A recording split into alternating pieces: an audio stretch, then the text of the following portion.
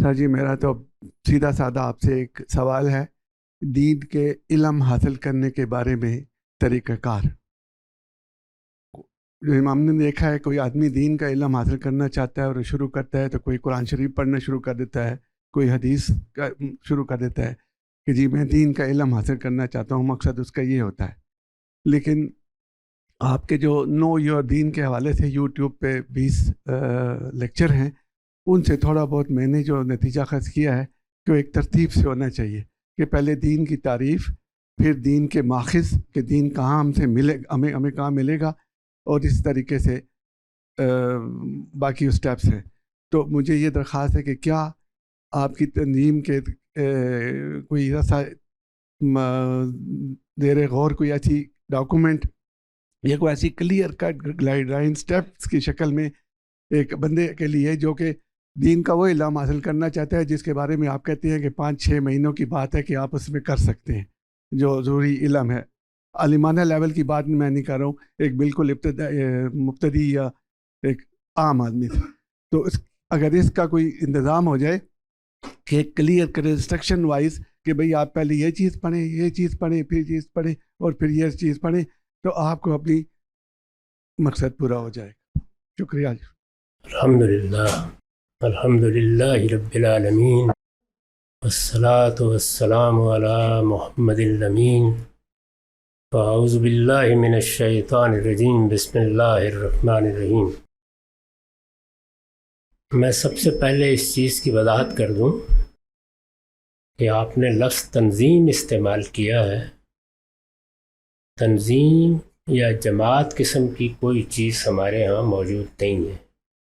المورد ایک علمی ادارہ ہے، ہم ہمیشہ اس کے تعارف میں بھی یہی بات کہتے ہیں کہ یہ علم و تحقیق کا ادارہ ہے۔ اس میں ہر سطح پر تعلیم کا بندوبست کیا جاتا ہے یا محققین کو سہولتیں بہم پہنچائی جاتی ہیں کہ وہ مختلف موضوعات کی دقت نظر کے ساتھ مطالعہ کر کے مزید شرح و وضاحت کریں۔ اس میں ہم نے یہ صحیح ابتدائی سے کی ہے کہ ہر سطح پر تعلیم کا بندوبست رہے۔ تو میرے نزدیک جو لوگ دین سیکھنا چاہتے ہیں ان کو سب سے پہلے یہ فیصلہ کرنا چاہیے کہ وہ کس سطح تک سیکھنا چاہتے ہیں۔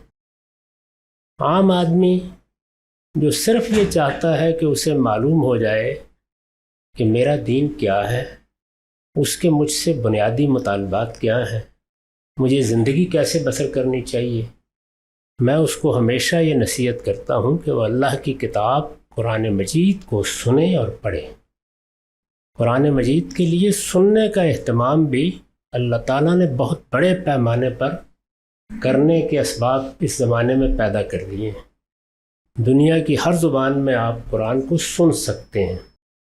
میں سننے کا ذکر اس لیے کر رہا ہوں کہ قرآن مجید اپنے فارم کے لحاظ سے، جو قالب اس نے اختیار کیا ہے اس کے لحاظ سے سننے ہی کی کتاب ہے۔ اس کا اسلوب خطبات کا اسلوب ہے۔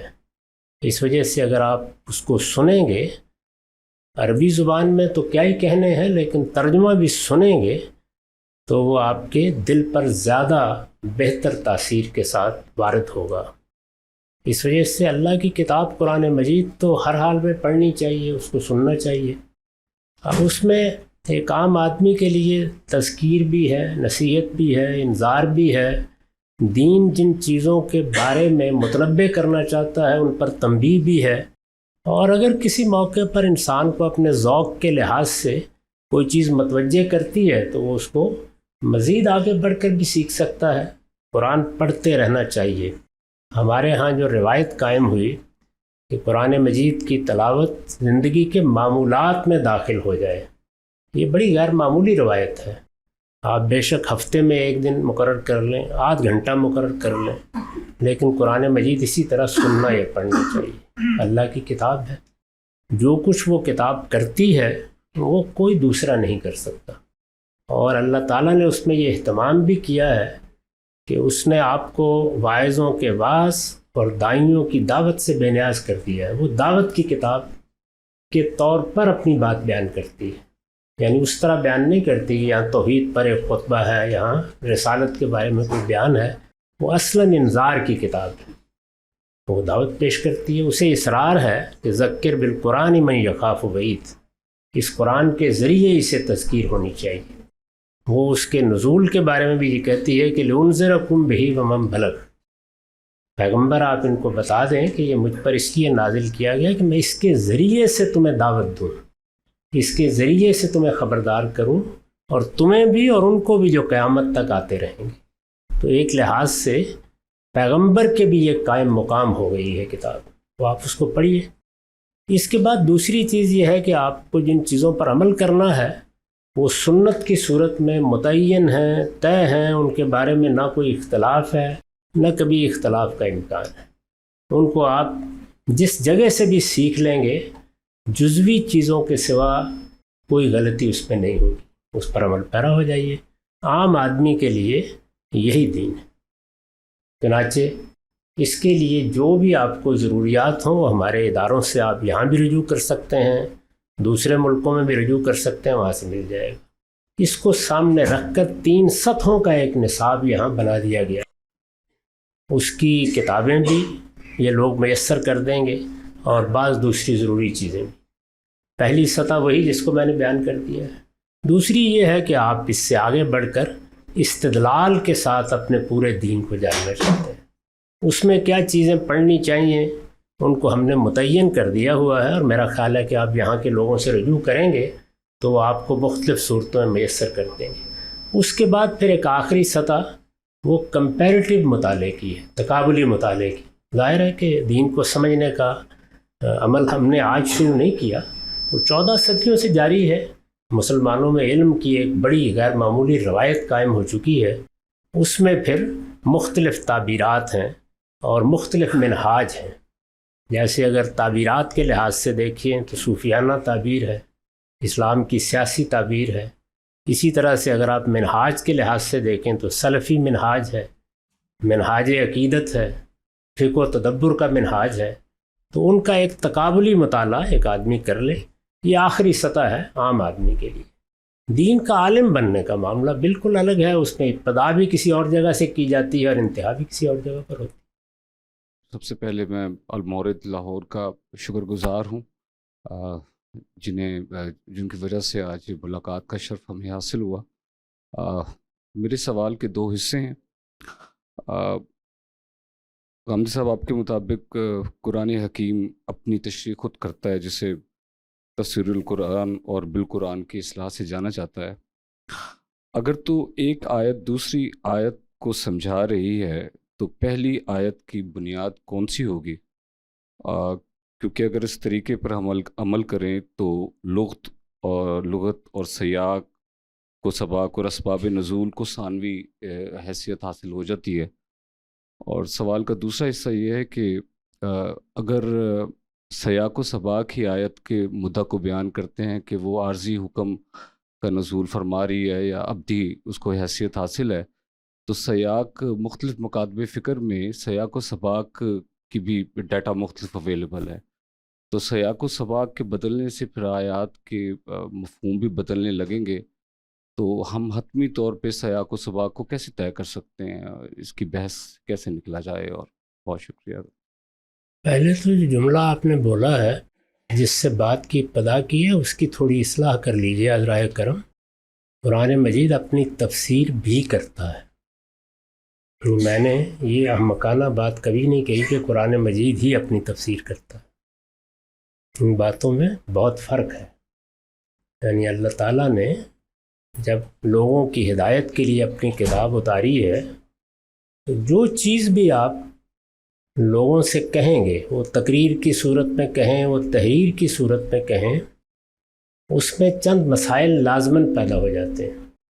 ایک یہ کہ آپ نے جو لفظ استعمال کیے ہیں وہ اگر مختلف معنی میں مشترک ہیں تو یہاں کس معنی میں استعمال ہوا ہے.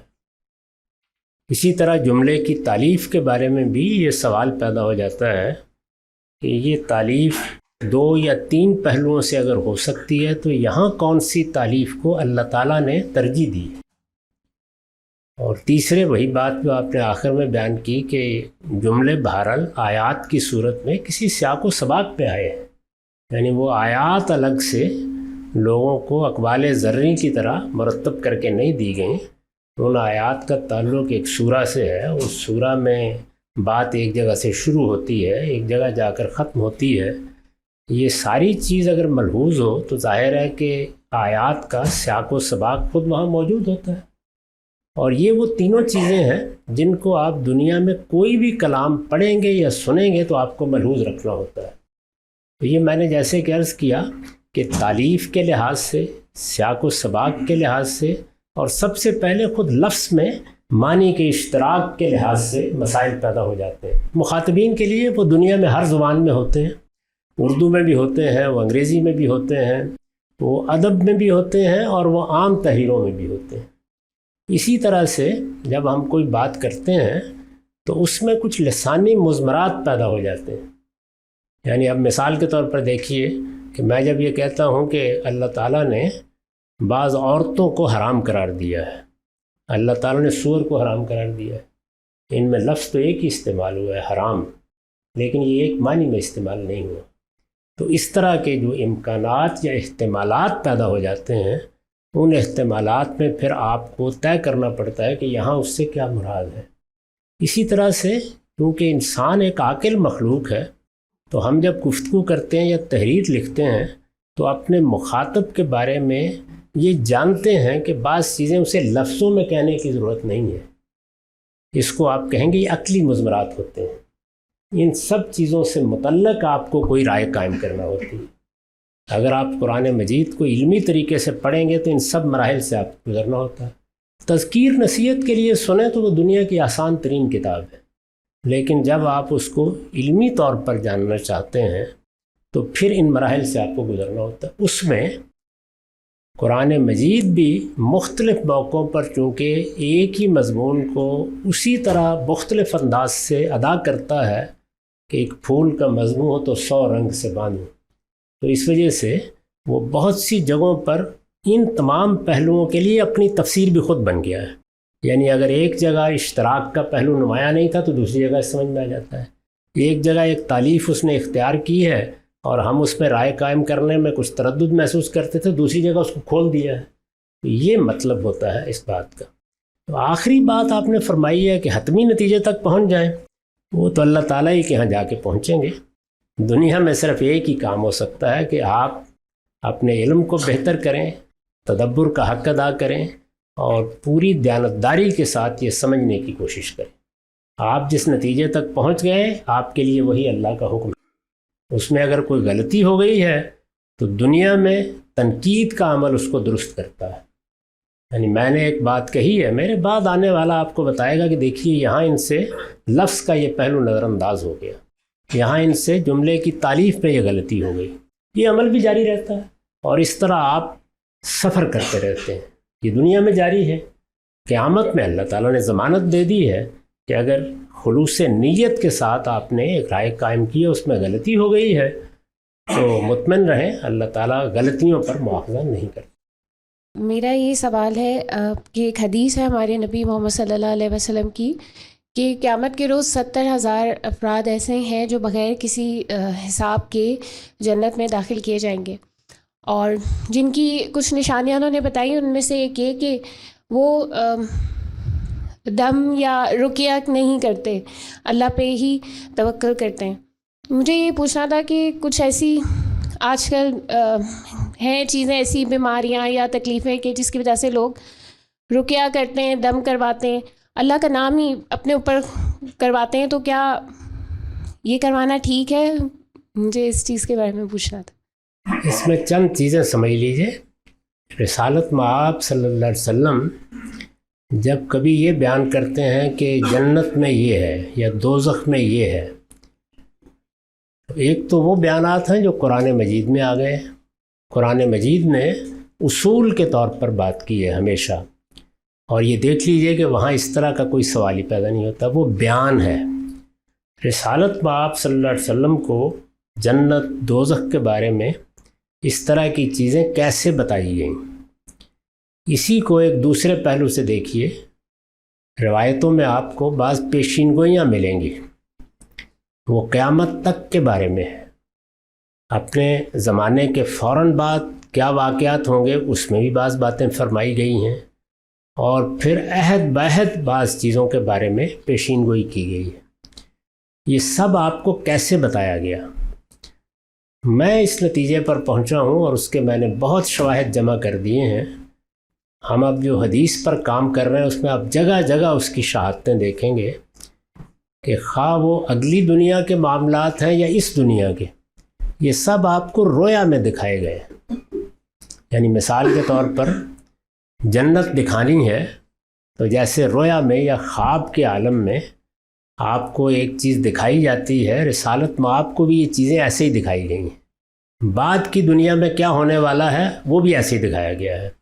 چنانچہ اس طرح کے تمام بیانات محتاج تعبیر ہو گئے ہیں۔ جب آپ لفظوں میں کوئی چیز بیان کرتے ہیں تو وہ معنی کے ادراک کا تقاضا کرتی ہے، جیسے ابھی میں نے قرآن مجید پر بات کی۔ جب رویا میں کوئی چیز دکھائی جاتی ہے تو تعبیر کا تقاضا کرتی ہے۔ قرآن مجید میں خواب یا رویا بیان ہوئے ہیں۔ سیدنا یوسف کا رویا، 11 ستارے اور سورج اور چاند میرے سامنے سجدہ ریز ہیں۔ بادشاہ کا رویا، اس میں دیکھیے قحط کے سال موٹی اور دبلی گایوں کی صورت میں دکھائے گئے ہیں۔ اسی طرح زندہ کے ساتھیوں کا رویا، یعنی جو 2 لوگ ان کے ساتھ قید ہیں انہوں نے بھی اپنا اپنا خواب بیان کیا ہے۔ تو یہ رویا ہے، تعبیرات ہیں۔ اس لیے اس میں 70,000 کے الفاظ، یا میں نے دیکھا کہ وہاں عورتوں کی یہ حالت تھی، میں نے دیکھا کہ وہاں مردوں کی یہ حالت تھی، اس وقت رویا میں جو لوگ دکھائے گئے یہ اس کا بیان ہوتا ہے۔ تو اس کو کبھی تعمیم کے انداز میں نہیں لینا چاہیے۔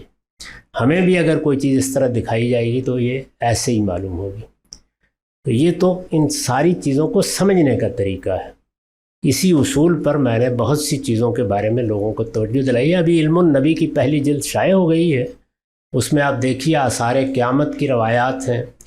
اسی طرح رسالت مآب نے اپنے بعد کے زمانے میں، جو فوراً بعد، جس کو خود آپ نے فرمایا کہ خیر القرون قرنی ثم الذین یلونہم ثم الذین یلونہم، اس کے بارے میں بھی بعض رویا آپ کے بیان ہوئے۔ اور جو متعین رویا خود آپ کے زمانے میں آپ کے خلفائے راشدین کے بارے میں یا صحابہ کے بارے میں ہے، وہ کوئی 20-21 کی تعداد میں بالکل الگ ہے، اس کا ہم نے ایک الگ باب بنا دیا ہے۔ یہ بات بھی آپ نے بیان فرمائی ہے کہ پیغمبروں کو بہت سی چیزیں رویا ہی میں دکھائی جاتی ہیں۔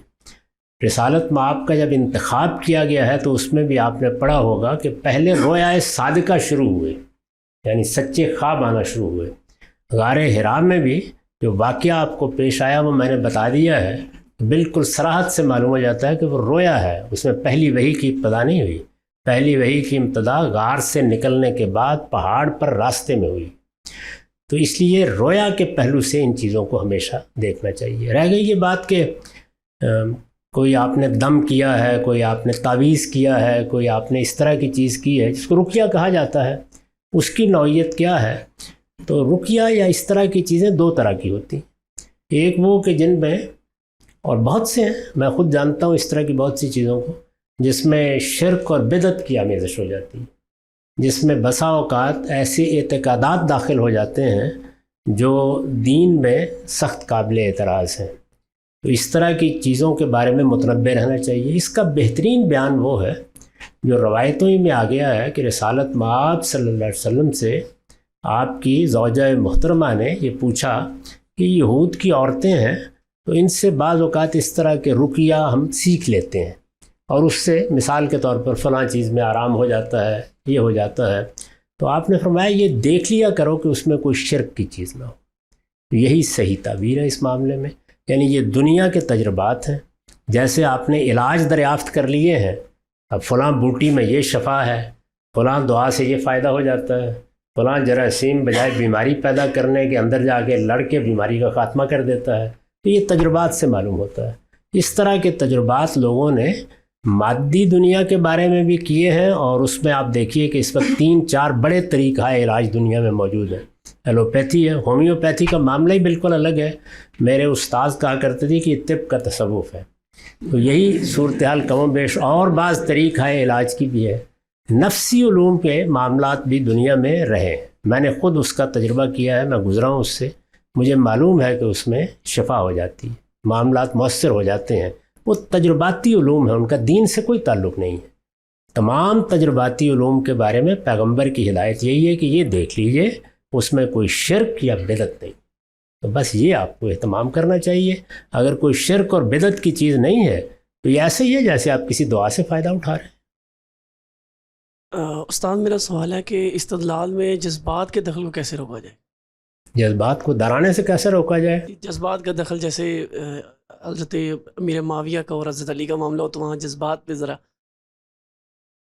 جی ہاں، وہ جو رسالت مآب صلی اللہ علیہ وسلم نے نصیحت فرمائی ہے کہ قاضی حضرات اگر غصے میں ہوں تو فیصلہ نہ کریں. تو جب آپ پہ جذبات کا غلبہ ہو تو استدلال نہ فرمایا کریں. یہ کہ استدلال تو پہلے قدم ہی پر یہ تقاضا کرتا ہے کہ جذبات کو ایک طرف رکھ دیں. اس میں البتہ دوسروں کی یہ رعایت ضرور ملحوظ رکھیں کہ اللہ تعالیٰ ہزاروں لاکھوں کی تعداد میں ایسے ہی لوگ پیدا کرتا ہے جن کے ہاں شخص منبع الہام بنتا ہے. یعنی وہ کسی علم سے مجرد استفادہ کرنے کی صلاحیت ہی نہیں رکھتے ہوتے. مجرد کا مطلب کیا ہے کہ آپ مثال کے طور پر کلام ہے تو اس کو دیکھیں، زبان ہے تو اس کو دیکھیں، عقلی استدلال کیا جا رہا ہے تو عقلی استدلال کے معیار پر اس کو پرکھیں. فہم و ادراک کا مسئلہ ہے تو اپنے حواس کو بیدار رکھیں. تو استدلال کے لیے یا مجرد طور پر کسی علم کو سمجھنے کے لیے ایبسٹریکشن میں بعض اوقات آدمی کو لے جاتا ہے، بہت سے لوگوں کو دقت محسوس ہوتی ہے. یعنی زیادہ تر لوگ، جیسے میں نے عرض کیا، کہ وہ شخص کو مرکز بناتے ہیں. چنانچہ دیکھیے کہ تصوف کی پوری روایت میں جب تک آپ شیخ کا انتخاب نہ کر لیں اور اپنے پورے وجود کو اس کے سامنے سرنگو نہ کر لیں، سرنڈر نہ کر لیں، اور وہاں تک نوبت نہ پہنچ جائے کہ بمیں سجادہ رنگی کن اگر پیر مغاں گوئے. یعنی اگر پیر مغاں یہ فرماتے ہیں کہ شراب کا جام لاؤ اور اپنے سجادہ نماز پر انڈھیل دو تو وہ بھی کر ڈالو. اس درجے میں آپ کسی شخص کے سامنے جب تک اپنے آپ کو سرنگو نہیں کر لیتے، وہ کہتے ہیں کہ ہمارے علم کے ساتھ تعلق ہی پیدا نہیں ہوتا آدمی کا. تو یہاں کیا ہے؟ شخص شیخ ہے. اب ظاہر ہے کہ یہ انسان کی نفسیات کو ملحوظ رکھ کے یہ بات کہی گئی ہے. زیادہ تر لوگوں کا یہی معاملہ ہوتا ہے. ایسی صورتحال پیغمبروں کے ساتھ ہو جاتی. سیدنا مسیح علیہ السلام کی پوری امت کو دیکھیے کیا کر ڈالا ہے انہوں نے ان کے بارے میں. اسی طرح سیدنا علی رضی اللہ عنہ کی شخصیت ہمارے ہاں ایسے ہی لوگوں کے لیے منبع الہام بن گئی ہے. تو میں نے اس کو نام دے رکھا ہے کہ دنیا میں 80-90% لوگ منہاج عقیدت پر دین کو سمجھتے ہیں، وہ منہاج علم پر سمجھتے ہی نہیں. منہاج عقیدت میں آپ شخص کو اپنے لیے مرکز توجہ، مرکز نگاہ بناتے ہیں. آپ شخص کے ساتھ وابستگی کے احساس میں ڈھلتے چلے جاتے ہیں. آپ اپنے پورے وجود اور اپنے استدلالی عمل کو بھی اس کے سامنے سرنگوں کر دیتے ہیں. یہاں سے بات شروع ہوتی ہے. اگر اس کی تربیت آدمی نے پائی ہے، اسی میں وہ رہا ہے، اس کے گرد و پیش کا ماحول یہی ہے، تو اس کو استدلال کی طرف متوجہ کرنا آسان کام نہیں ہوتا. دوسرے دو منہاج میں بھی آپ غور کریں تو بہت تھوڑے لوگ آپ کو اختیار کرتے ہوئے ملیں گے. سلفی منہاج کا معاملہ بھی یہی ہے اور فقہ و تدبر کے منہاج کا معاملہ بھی یہی ہے. تو یہ تینوں منہاج اصل میں انسانوں کی شخصیات میں جو فرق اللہ تعالیٰ نے رکھا ہے اس کے لحاظ سے وجود پذیر ہوئے ہیں. چنانچہ میں ہمیشہ کہا کرتا ہوں کہ اگر کبھی ہمارے موجودہ دینی علم کے ساتھ لوگوں کی وابستگی میں کوئی تبدیلی آئی تو خواص مدرسہ فرائی کو اختیار کریں گے اور عوام اہل حدیث ہو جائیں گے. استاد صاحب، یہ ایک تحریری سوال آیا ہے کہ امریکہ میں آپ کی جب ملاقات غیر مسلموں سے ہوتی ہے تو اسلام سے متعلق کیا چیز ہے جو سب سے پہلے آپ ان کے سامنے رکھتے ہیں، اور ان غیر مسلموں کا اسلام اور آج کل کے یہاں کے مسلمانوں کے بارے میں آپ کی کیا رائے ہوتی ہے؟ دیکھیے، میری تو مستقل رائے ہے. میں نے اس کو برسوں سے کئی مرتبہ بیان کیا ہے کہ غیر مسلموں کو ہمیں صرف قرآن پہنچانا ہے. یعنی غیر مسلموں کو دین کی دعوت دینے کا اس کے سوا کوئی طریقہ صحیح نہیں ہے.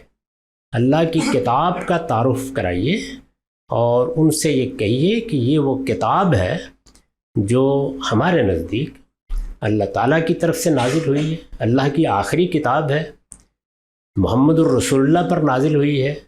بہت ادب کے ساتھ ان کی خدمت میں یہ عرض کریں کہ آپ کے لیے اگر موقع ہو تو کسی وقت اس کو پڑھ لیجئے یا سن لیجئے، بس اس کے بعد آپ کا کام ختم ہو گیا۔ جب آپ نے وہ کتاب پہنچا دی، اب دو نتیجے نکلیں گے۔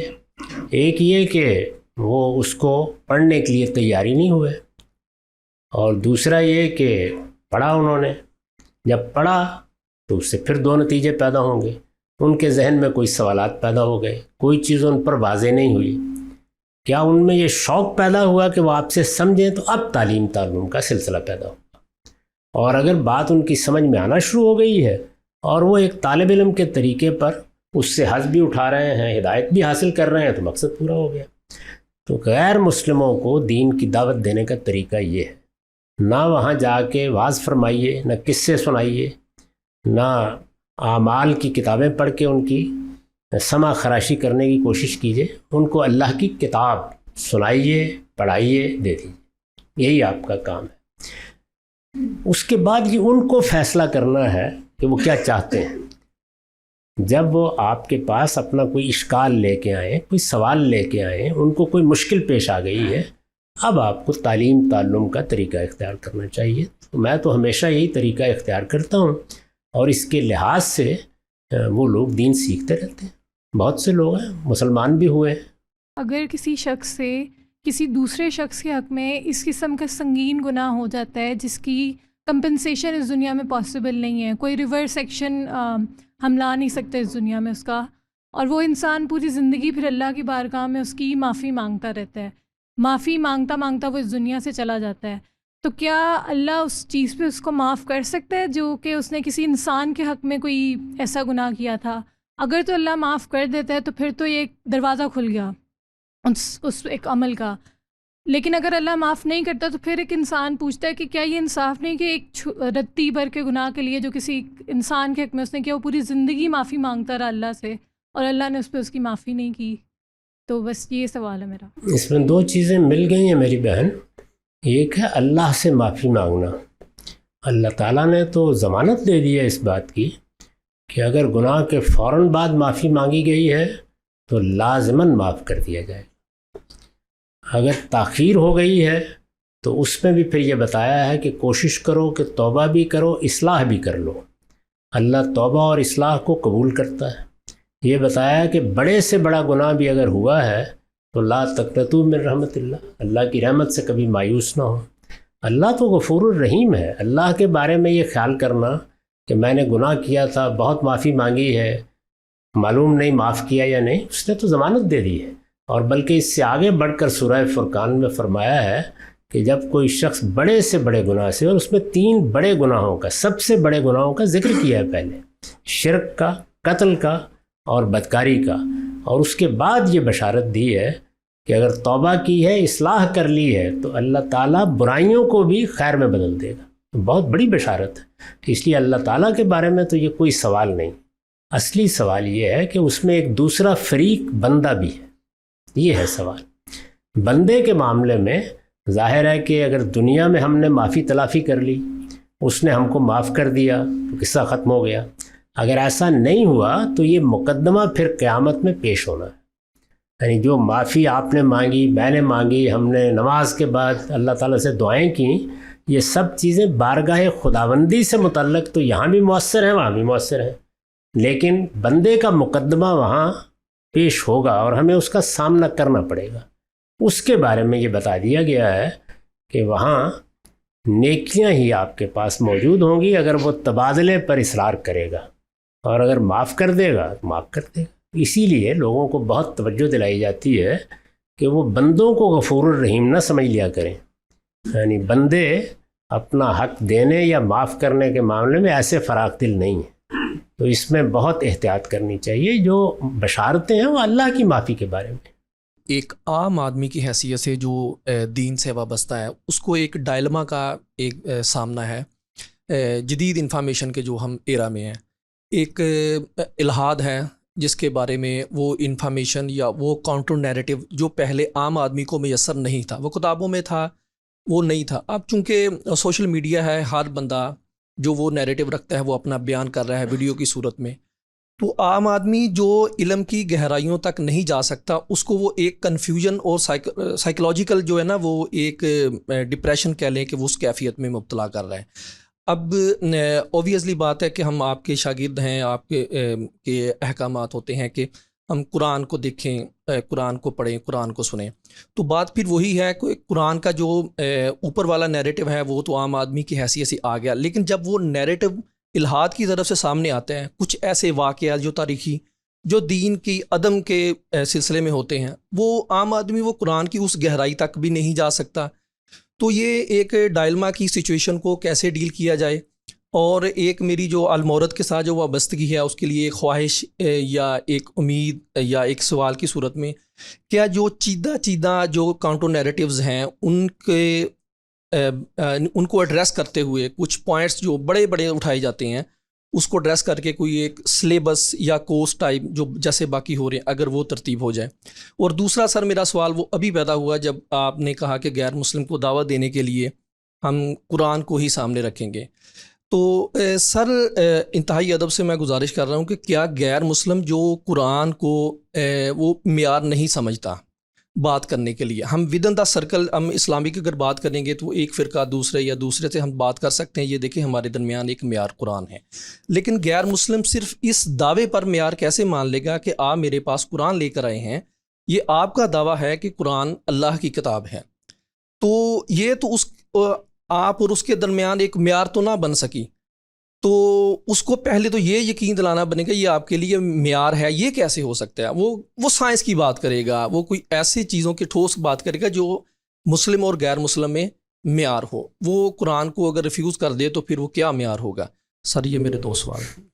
آپ کے آخری سوال کا جواب یہ ہے کہ ہم اس کو قرآن یہ کہہ کے نہیں دے رہے کہ تم اس کو ہمارے کہنے سے خدا کی کتاب مان لو، ہم اسے صرف اطلاع دے رہے ہیں اور بہت ادب کے ساتھ اس کی خدمت میں عرض کر رہے ہیں کہ جس طرح سائنس میں، فلسفے میں کوئی نئی چیز سامنے آئے تو دوسرے سے پڑھنے یا سننے کی درخواست کی جاتی ہے، ہم یہ درخواست اس کی خدمت میں پیش کر رہے ہیں.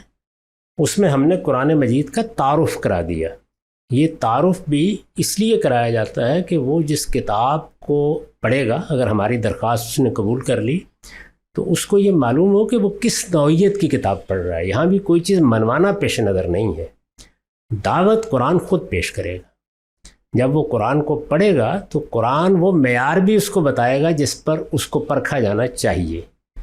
یہ سوال آپ کر سکتے ہیں البتہ کہ اگر وہ ان چیزوں کے بارے میں کوئی سوال کرتا ہے، سائنس کے پس منظر میں کرتا ہے، عام علم کے پس منظر میں کرتا ہے، تو میں نے اس کے بعد اسی لیے عرض کیا کہ اب وہ اگر ایک سچا طالب علم ہے تو ہم سے رجوع کرے گا. جب یہ مرحلہ آئے گا تو اب ہمارے ساتھ اور اس کے ساتھ تعلیم و تعلم کے انداز میں معالجہ شروع ہوگا. یعنی یہ ترتیب ہے. تو ترتیب بتائی گئی ہے، یعنی غیر مسلموں تک دعوت پہنچانے کے لیے طریقہ کیا اختیار کرنا چاہیے. یہ نہیں بتایا گیا کہ قرآن مجید پیش کر دینے کے بعد ان سے منوا لیا جائے گا کہ تم اس کو جیسے ہم اللہ کی کتاب مانتے ہیں مان لو. یہ درخواست کی جا رہی ہے کہ یہ اللہ کی کتاب کے طور پر ہمارے نزدیک نازل ہوئی ہے، ہمیں پیغمبر نے یہ دی ہے، ہمارے پاس یہ ان کی دی ہوئی امانت ہے، ہم نے آپ تک اس کو پہنچا دیا. آپ از راہ کرم اپنے علم اور عقل کی روشنی میں اس کا مطالعہ کریں. جب آپ نے یہ درخواست کر دی تو دعوت پہنچانے کا حق ادا ہو گیا. یہ اب اس کا کام ہے کہ وہ اس کو تنقید کے نقطہ نظر سے دیکھتا ہے، اس کو رد کر دیتا ہے، وہ اس کو قبول کر لیتا ہے، وہ اس کے بارے میں کوئی سوالات کرتا ہے، وہ کوئی معیار طلب کرتا ہے. در حقیقت یہ مکالمے کی ابتدا ہے. اب وہ بات کرے گا. جب وہ بات کرے گا تو پھر ہمارے پاس تحریر میں بھی تقریر میں بھی وہ سب کچھ ہونا چاہیے جس سے ہم اس کو مطمئن کریں. یہ جو ہمارا علمی کام ہے وہ اصل میں اس دوسرے مرحلے کی چیز ہے. جس چیز کی طرف میں نے توجہ دلائی ہے وہ یہ ہے کہ پہلے مرحلے میں ہمیں کچھ نہیں کرنا. پہلے مرحلے میں اللہ کی کتاب کو پہنچا دینا یہ بہت کافی ہے. اور اگر سلیم الطبع انسان ہوگا، اللہ نے اس کا ہدایت کے لیے انتخاب کیا ہے تو وہ متوجہ ہو جائے گا. یعنی مان لے گا، یہ میں نے نہیں عرض کیا، متوجہ ہو جائے گا. ایک طالب علم کے طریقے پر جب آدمی متوجہ ہو جاتا ہے تو اللہ تعالیٰ نے ضمانت دی ہے کہ صرف یہ تبدیلی اگر اس نے اپنے اندر کر لی ہے تو ہدایت تک پہنچانا اللہ کا کام ہے. اور وہ اللہ کے کام میں ہمیں جو کچھ کرنا ہے، جب وہ ہمارے پاس آئے گا، پوچھے گا، اپنے اشکالات پیش کرے گا تو ہم اپنی خدمت انجام دے دیں گے. تو اس میں یہ تصحیح کر لیجیے حضرائے کرم. رہ گئی یہ بات کہ اس وقت جو صورتحال الحاد کے باب میں درپیش ہے، ظاہر ہے کہ الحاد ہمیشہ سے اپنا استدلال پیش کرتا رہا ہے. قدیم ترین تمدن میں، پرانی تہذیبوں میں، یونان میں، بر صغیر میں، ہزاروں سال پہلے کا لٹریچر جب ہم پڑھتے ہیں تو بالکل اسی طرح سے الحاد اپنا نقطہ نظر پیش کر رہا ہے. فرق صرف یہ ہے کہ مذہبی فکر کو 1200 سال تک سیاسی غلبہ حاصل ہو گیا تھا. اس میں اس طریقے سے اپنی بات کہنا ملحدین کے لیے ممکن نہیں رہا تھا. تو بظاہر آپ کو لگتا تھا کہ جیسے کوئی یہ بات نہیں کر رہا. یعنی اگر موقع ہو تو میں آپ کو بتا سکتا ہوں کہ شاعری میں، ادب میں، فلسفے میں الحاد پوری قوت کے ساتھ صدیوں سے اپنی بات پیش کر رہا ہے، اس کو مختلف طریقوں سے بیان کر رہا ہے. اس میں بہت بڑے بڑے لوگ ہیں جنہوں نے اپنا نقطہ نظر بیان کیا ہے. وہی بات جس طرح اس وقت بہت سے لوگ ہیں جن کو میں ذاتی طور پر جانتا ہوں کہ وہ دین کو نہیں مانتے، مسلمانوں کے گھر میں پیدا ہوئے ہیں، ان کو کوئی دلچسپی نہیں ہے. لیکن اگر آپ ان سے یہ کہیں کہ بھائی مرنے کے بعد جنازہ نہیں پڑھا جائے گا تو وہ متوحش ہو جاتے ہیں. بلکہ ان میں سے بعض نے وصیت کی کہ چلیں اور کوئی نہ پڑھائے گا، آمدی صاحب پڑھا دیں. یہ واقعہ ہے جو میں بیان کر رہا ہوں. تو انسان اپنی معاشرت سے آسانی کے ساتھ نہیں کٹتا. ابھی یاد ہوگا آپ کو پچھلے سال کی غالباً بات ہے، کسی نے رچرڈ ڈاکن سے پوچھا تھا کہ آپ کرسمس مناتے ہیں؟ انہوں نے کہا میں کلچرل کرسچن. تو اب دیکھیے کہ اس زمانے میں الحاد کی دعوت لے کر ایک شخص کھڑا ہوا ہے اور وہ اس معاملے میں انحراف کرنے کے لیے تیار نہیں ہے. یعنی میں کرسچن ہوں، کس پہلو سے؟ مذہبی لحاظ سے نہیں، ثقافتی اور تہذیبی روایت کے لحاظ سے. تو ایسا ہی معاملہ اس سے پہلے ملحدین کا رہا. وہ چونکہ یہ دیکھتے تھے کہ یہ تو عالمی سطح پر مذہبی فکر کا غلبہ ہے، ادھر مسیحیت کے پاس اقتدار ہے، ادھر مسلمانوں کے پاس اقتدار ہے، اس میں اب یہ کوئی آسان کام نہیں ہے. تو اپنی معاشرتی حیثیت کو قائم رکھنے کے لیے ایسے اسالیب اختیار کرتے تھے جس میں برملا آپ الحاد کا الزام ان پر نہ رکھ سکیں، لیکن اپنی پوری بات کہتے ہیں اور ہر پہلو سے کہتے ہیں. تو یہ ہمیشہ موجود رہا ہے. موجودہ زمانے میں اب یہ صورت نہیں رہی. اس وقت مسلمان یہاں بھی مغلوب ہے، اور اگر مسیحی فکر کے لحاظ سے دیکھیں تو اس کو خود اپنے گھر میں بھی اب مغلوبیت کا سامنا ہے. یہ صورتحال ہے جس میں پھر آزادی، حریت، لوگوں نے جو بات کہنی ہے وہ کہنی ہے. بلکہ یہاں تک نوبت پہنچ گئی کہ خدا معزول کر دیا گیا ہے، اس کی جگہ جدید ریاست نے لے لی ہے. اس صورتحال میں آسان ہو گیا ہے. یہ جو میڈیا کا ایک غیر معمولی ایکسپلوژن ہوا ہے، یعنی میں تو یہ سمجھتا ہوں کہ زرعی تمدن کے بعد انڈسٹریل ریولوشن اور اس کے بعد یہ ٹیکنالوجی کا جو ریولوشن ہوا ہے، اس نے دنیا تبدیل کر دی ہے. تو اس تبدیلی میں اب ہر شخص کے لیے اپنی بات کہنا، پہنچانا آسان ہو گیا ہے. اس کا نتیجہ یہ ہے کہ اس دور کو آسانی کے ساتھ اب دور الحاد کہا جا سکتا ہے. جس طریقے سے ول ڈیورا نے مسلمانوں کے مذہبی فکر کے غلبے یا مسیحی فکر کے غلبے کو عصر الایمان کہا ہے، ایج آف فیتھ تھی، بالکل اسی طریقے سے یہ الحاد کا دور ہے. اس میں ہم جی رہے ہیں. یعنی ہمارے لیے اللہ تعالیٰ نے یہ انتخاب کیا ہے کہ ہمیں اس میں جینا ہے. تو اس میں الحاد کے معاملے میں اب ہر مسلمان کو ایک تو یہ ہے کہ اس کو نہیں پرواہ اس کی، جو چیزیں وہ سمجھتا ہے سمجھ رہا ہے. اگر کسی کے ذہن میں اضطراب ہے یا سوالات ہیں تو اسے اب زیادہ مشقت کرنی ہوگی، محنت کرنا ہوگی. اسے ایسے لوگوں سے ربط بڑھانا ہوگا جو اس کو استدلال کی غلطی کے بارے میں تعلیم دے سکیں، اسے واضح کر سکیں. یہ خدمت ہم اپنی استعداد کے مطابق انجام دے رہے ہیں. چنانچہ میری جو اس وقت میرے اپنے فکر پر اعتراضات کی سیریز ہے، آپ کے علم میں ہوگا اعتراضات سیریز، وہ کم و بیش 23 اعتراضات کے ساتھ ختم ہو رہی ہے. اس کے بعد یہی پیش نظر ہے کہ اگر ہمت رہی تو الحاد سیریز شروع کریں. پہلی بات تو میں آپ کا شکریہ ادا کرنا چاہوں گا کہ آپ نے میرے انڈیویجولی لائف کے اندر جو رول پلے کیا ہے، آپ نے مجھے مخالفت اور اختلاف اس کے اندر فرق بتا دیا ہے، اور میں اختلاف اور مخالفت کو صحیح سمجھ سکا ہوں، اور سوال کو جو دبانے کی بجائے اب سوال کرنا سیکھ چکا ہوں. وہ الگ بات کہ سوال جس سے بھی کیا ہے، خواہ وہ یونیورسٹی کا لیکچرار ہو یا مسجد کا امام ہو، وہاں سے شاباشی ملی ہے. اور سوال میرا 2 سوال ہیں چھوٹے چھوٹے. پہلا سوال گاندھی صاحب یہ ہے کہ جو اسلام جو ہے ہم ایک بچپن کے اندر ہی اسلام ہو یا کوئی بھی مذہب ہو وہ کسی بھی شخص کے اوپر امپوز کر دیا جاتا ہے اور وہ اسی پیراڈائم کے اندر بڑا ہوتا ہے اور اسی کو لے کے آگے چلتا ہے. اور یہ بھی ہے کہ ہم اسے جب اسے ہم دعوت دیتے ہیں تو وہ اس کو قبول اس وجہ سے بھی نہیں کرتا کہ ایک سوشل پریشر اس کے اوپر ہوتا ہے. تو یہ فری ول ہم کیوں نہیں دیتے کسی بھی شخص کو کہ وہ بڑا ہو, چیز کو سمجھے, اس کے بعد اس کو ساری چیزوں کا تعارف ہو اور اس کے بعد وہ فریلی اس چیز کو ایکسیپٹ کر سکے؟ یہ ممکن نہیں ہے. یعنی انسان کو اللہ تعالیٰ نے پیدا اس طرح سے کیا ہے کہ وہ شعور کے ساتھ آسمان سے نازل نہیں ہوتا, ایک ناتواں بچے کی حیثیت سے. اب بچے کو آپ کو علم سکھانا ہے, تہذیب سکھانی ہے, اپنے اقدار سے واقف کرنا ہے, اپنی روایات بتانی ہے.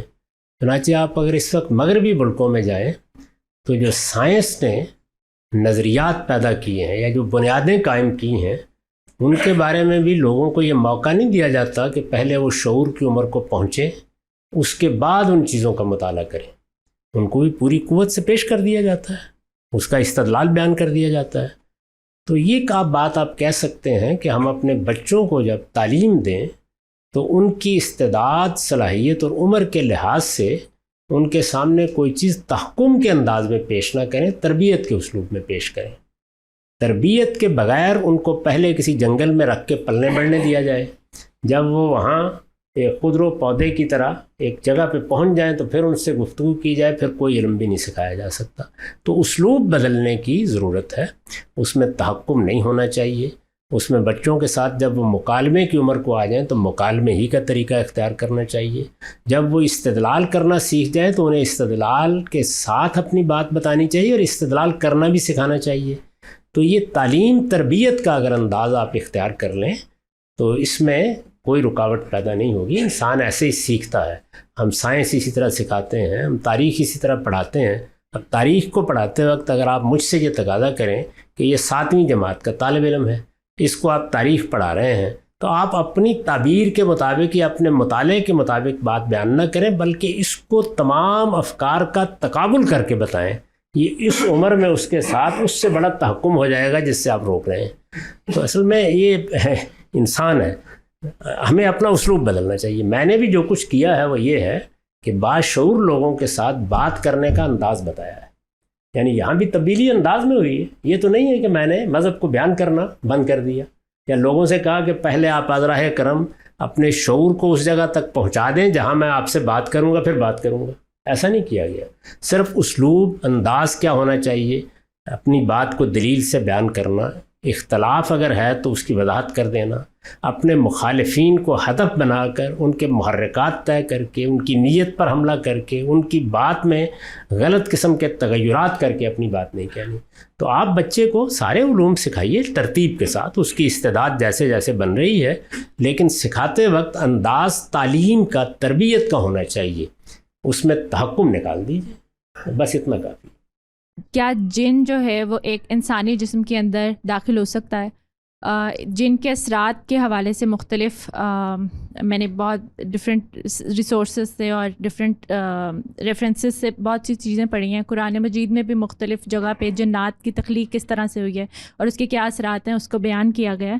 لیکن مجھے جو چیز مل نہیں سکی یا ایک صاف لفظوں میں جو جواب نہیں ملا وہ یہ ہے کہ کیا جن جو ہے وہ ایک انسانی جسم میں داخل ہو کر انسان سے وہ عمل کروا سکتا ہے؟ جیسے کہ قرآن میں مختلف جگہ پہ بیان کیا گیا کہ قرآن جب جو جن ہے وہ انسان کے اندر داخل نہیں ہو سکتا, لیکن بیان نہیں کیا گیا. لیکن میں نے مختلف سورسز سے جو چیزیں پڑھی ہے وہ یہ ہے کہ اس کے اثرات ہو سکتے ہیں, وہ آپ کے دل میں وسوسے ڈال سکتا ہے لیکن آپ کو فورس نہیں کر سکتا کہ آپ کوئی عمل کریں. تو میرا سوال صرف اتنا ہے کہ جن انسان کی جسم میں داخل ہو سکتا ہے اور اگر ہو سکتا ہے تو اس کا کتنا اثر جو ہے وہ انسان کے عمل پہ آ سکتا ہے؟ اس میں پہلے تو ایک چیز کو ذرا وضاحت سے سمجھ لیجئے کہ قرآن مجید اس طرح کی معلومات کے لیے نازل نہیں کیا گیا.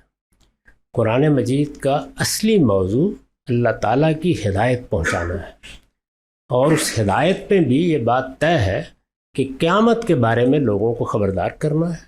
پیغمبر اس کی منادی کے لیے مبعوث ہوتے ہیں, ان کو یہ ذمہ داری دی جاتی ہے کہ وہ دنیا میں غلطان، دنیا میں الجھے ہوئے، دنیا کی ضروریات پوری کرتے ہوئے انسانوں کو بیدار کریں اور ان کو یہ بتائیں کہ موت کے بعد ایک نئی دنیا بننے والی ہے، اس میں تمہیں اللہ کے سامنے جواب دہ ہونا ہے۔ یہ قرآن کا موضوع ہے۔ اب ظاہر ہے کہ وہ اپنے موضوع کے لحاظ سے بات کر رہا ہوتا ہے، لیکن انسانوں سے بات کر رہا ہے، اس میں بہت سی اس طرح کی چیزیں کبھی استدلال کے موقع پر، کبھی لوگوں کے سوالات کے جواب میں، کبھی کسی الجھن کو دور کرنے کے لیے زیر بحث آ جاتی ہے۔ یعنی یہ ضمنی طور پر ہمیشہ زیر بحث آتی ہیں، یہ اصلاً موضوع نہیں ہوتی۔ اس میں قرآن نے ہمیں یہ بتایا ہے کہ جس طرح تم ایک باشعور مخلوق ہو، اسی طرح سے دو اور مخلوقات بھی شعور کے ساتھ پیدا کی گئی ہیں، ارادہ و اختیار کے ساتھ پیدا کی گئی ہیں۔ ان میں ایک فرشتے ہیں اور دوسرے جنات، یہ بتایا گیا۔ فرشتوں کے بارے میں بھی ضروری معلومات جو انسان کے لیے اضطراب پیدا کر سکتی تھیں وہ دے دی گئیں۔ اس کا باعث بھی زیادہ تر یہ بنا ہے کہ لوگوں نے فرشتوں کو خدا کی بیٹیاں قرار دے دیا، ان کو اللہ کے ساتھ شریک کر لیا، چنانچہ لوگوں کی تنبیہ کے لیے فرشتوں سے متعلق بعض حقائق ان کو بتانا پڑے۔ یہی صورتحال جنات کے بارے میں ہوئی۔ خود رسالت مآب صلی اللہ علیہ وسلم کی قوم کے لوگ جنات کے بارے میں بھی بہت سے تصورات رکھتے تھے۔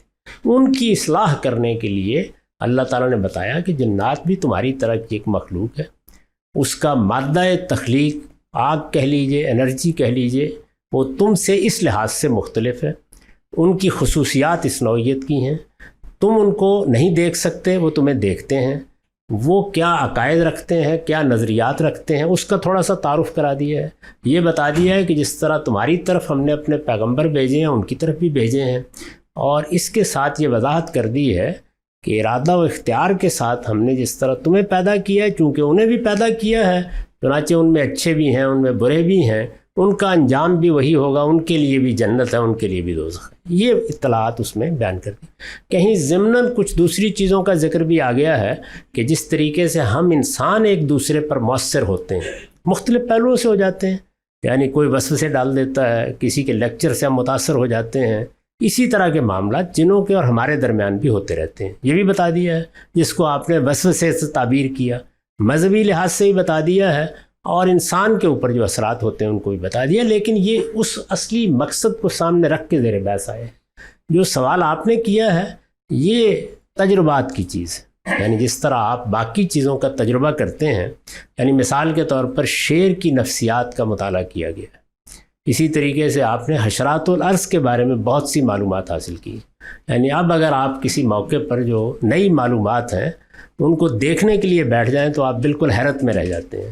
یعنی یہ سب جانور کیسے کام کرتے ہیں، ان کے اپنے اپنے علاقے ہیں، ان کا اپنا اپنا طریقہ ہے، ان کی ایک خاص فطرت ہے، یہ ہم لوگوں کے ساتھ کس طرح معاملہ کرتے ہیں، ان میں سے کسی کو ہم پال لیں تو وہ کس طرح کا بیہیویئر اختیار کرے گا۔ آپ دیکھیں بلی اور کتے کے بارے میں یعنی بڑی بڑی کتابیں لکھی گئی ہیں کہ آپ ان کو پال لیتے ہیں چونکہ، تو وہ کیسے آپ کے ساتھ معاملہ کرتے ہیں۔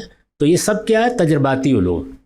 تو ایسے ہی جنوں کے بارے میں بھی لوگ اپنے تجربات بیان کرتے ہیں، آپ ان کا انالائز کیجئے، جس طرح سے دوسری چیزوں کو کیا جاتا ہے، اگر معقول بات ہو تو قبول کر لیں، یہ مذہب کا، دین کا موضوع نہیں۔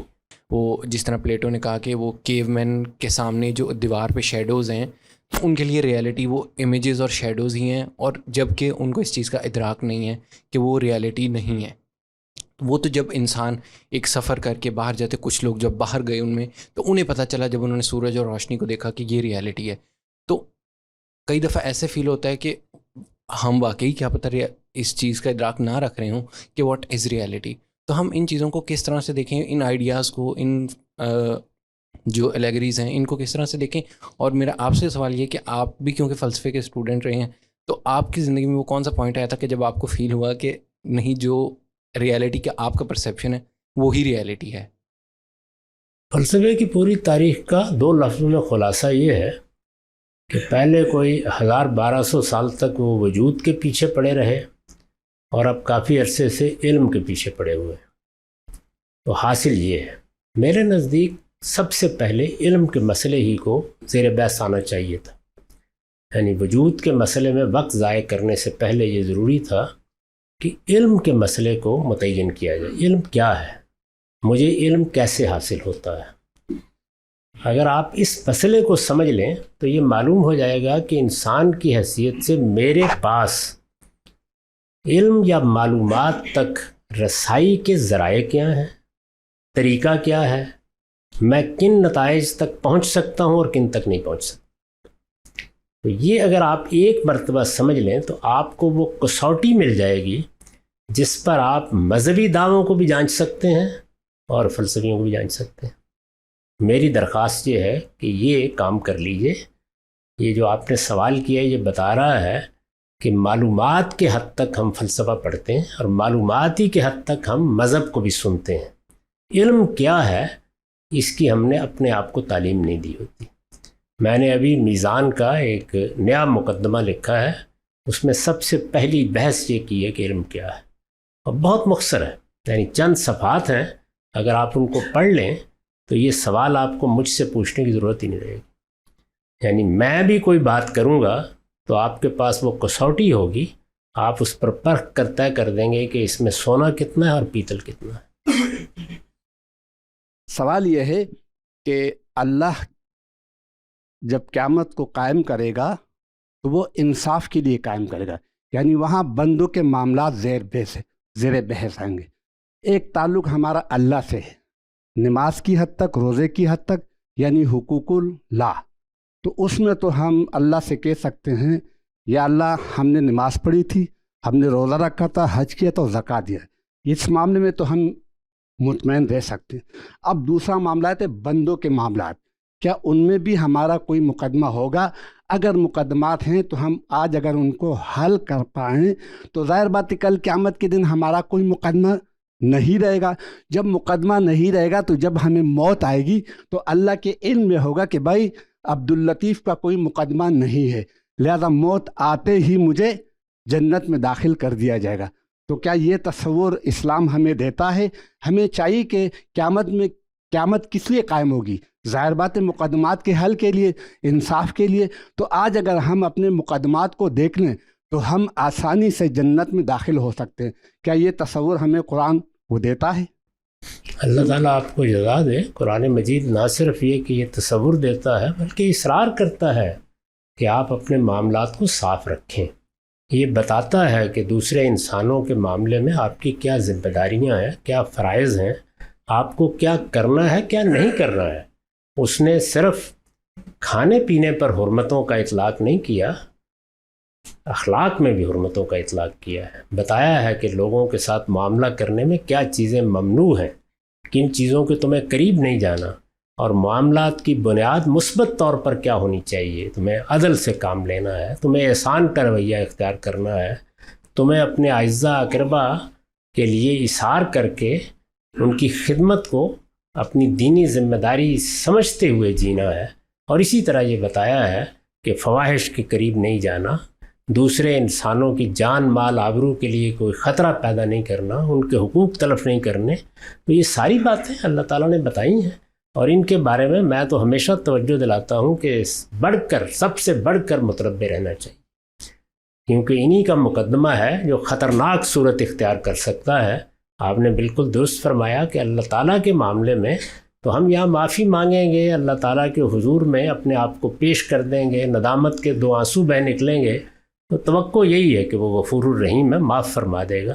انسان تھوڑ دلا ہے، اس کے معاملے میں بہت احتیاط کرنی چاہیے.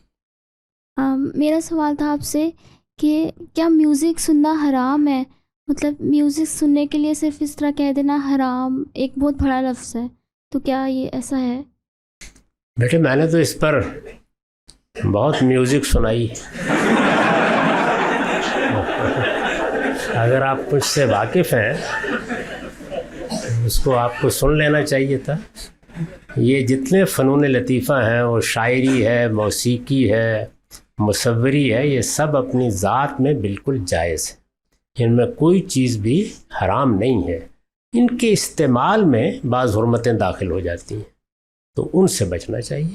اس کو بھی میں نے بڑی تفصیل سے واضح کیا ہے. غنا پر اعتراضات سیریز میں بھی گفتگو ہوئی ہے، اور اللہ تعالیٰ نے سورہ اعراف میں وہ بنیادیں واضح کر دی ہیں جن کو سامنے رکھ کر ہم حرمت حلت کے، یعنی یہ چیز حرام ہے، یہ چیز جائز ہے یا حلال ہے، اس کا فیصلہ کر سکتے ہیں.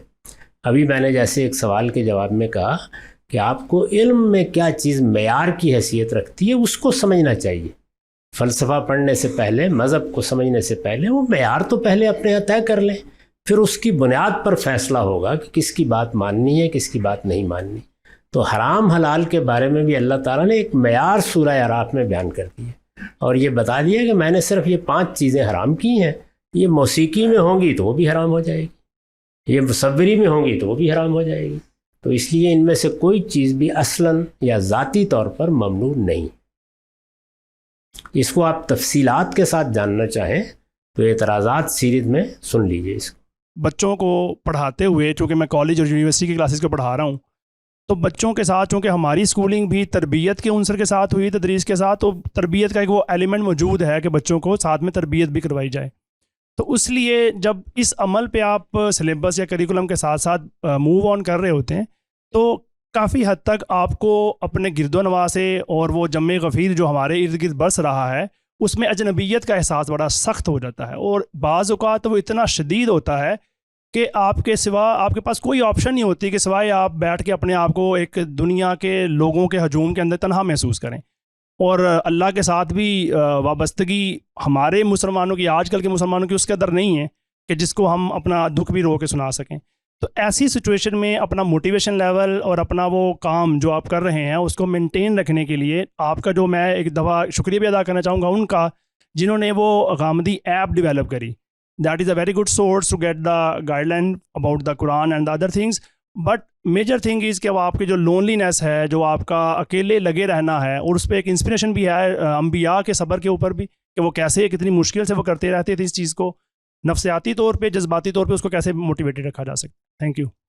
جب بھی اس طرح کی کیفیت پیدا ہو تو رسالت مآب صلی اللہ علیہ وسلم کے ایک ارشاد کو سامنے رکھیے: بدل الاسلام و غریبہ سیعود و غریبہ فطوبى للغرباء.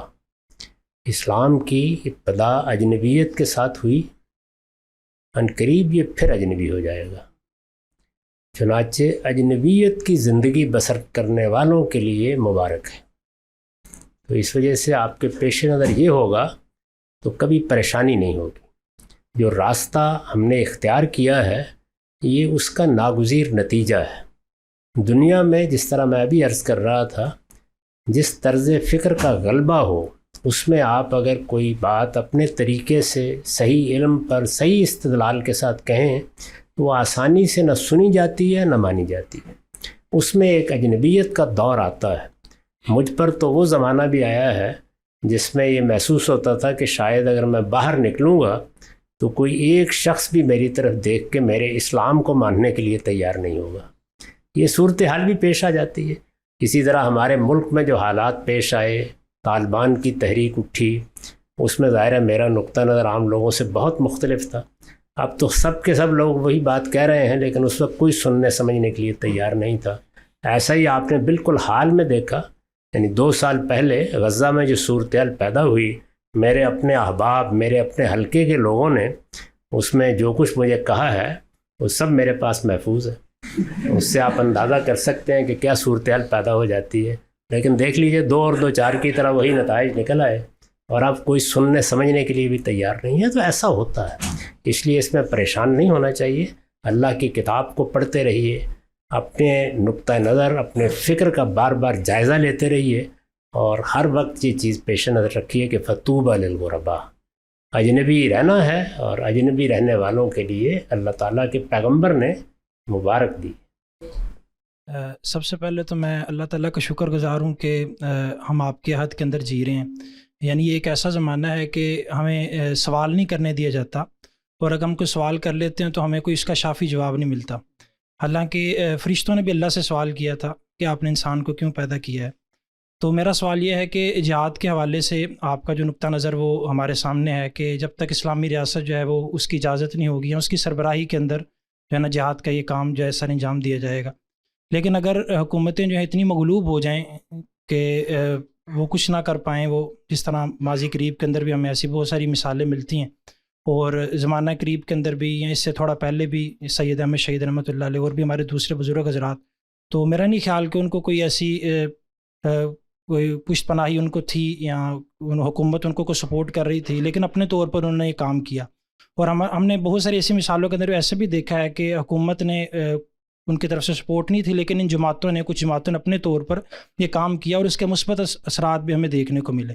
तो मैं ये पूछना चाहता हूँ, मेरा सवाल ये है कि क्या कोई ऐसी सूरत भी है कि जिस सूरत के अंदर इस्लामी जमात अगर वो इस तरह मुनज़्ज़म ना हो, मगलूब हों हुकूमत जो है, लेकिन जमातें जो हैं वो उनको इस बात की इजाज़त हो कि वो जिहाद की तहरीक शुरू कर सकें? जमातों को इकामत हुदूद के लिए क्यों ना कहा जाए?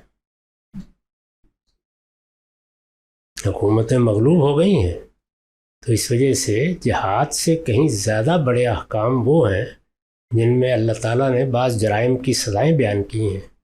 तो जमात इस्लामी से दरख्वास्त की जाए कि वो अपने मंसूरा में एक जल्लाद मुकर्रर कर दे इस मकसद के लिए।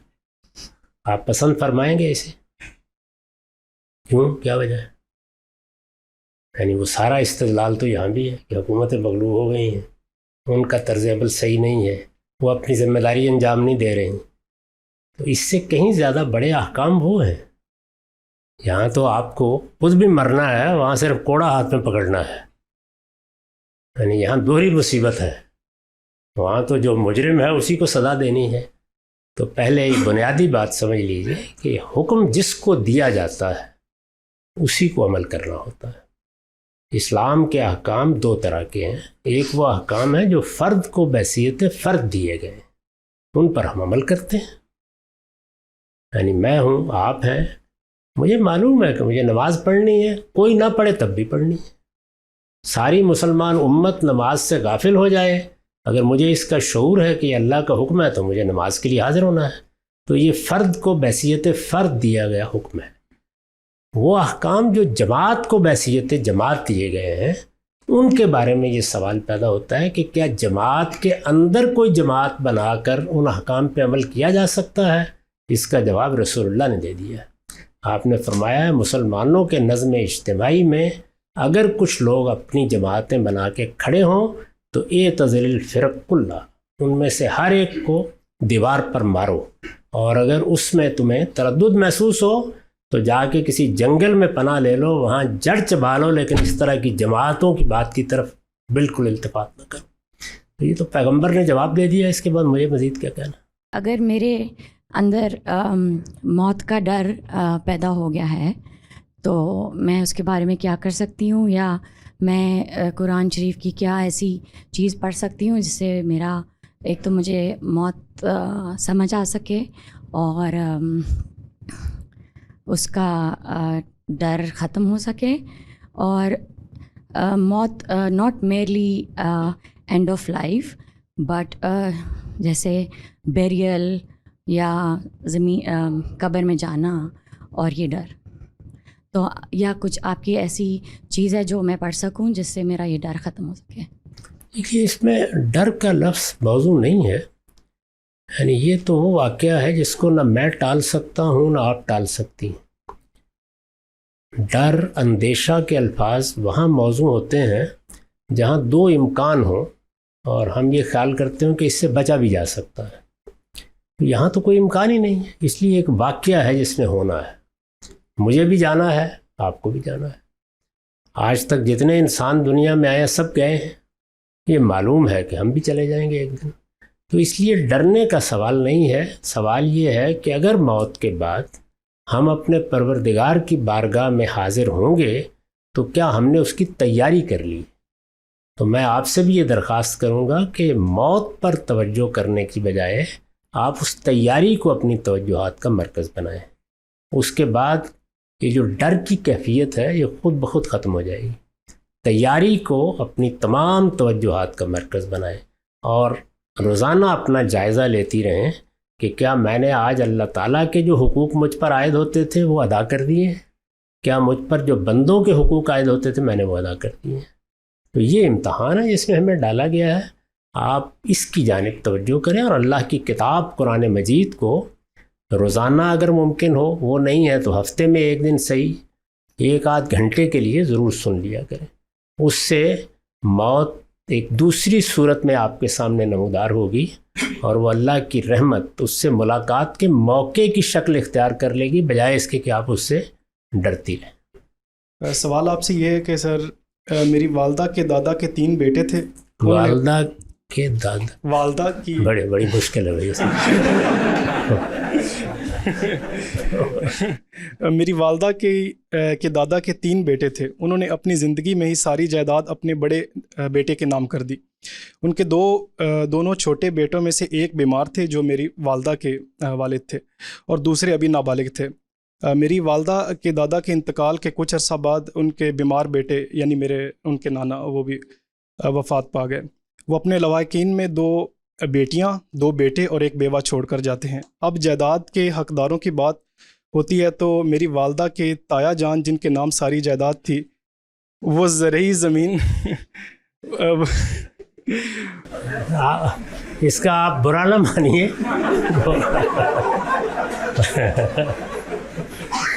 ہمیں یہ خیال نہیں تھا کہ آج کوئی شجرہ ہے نسب کی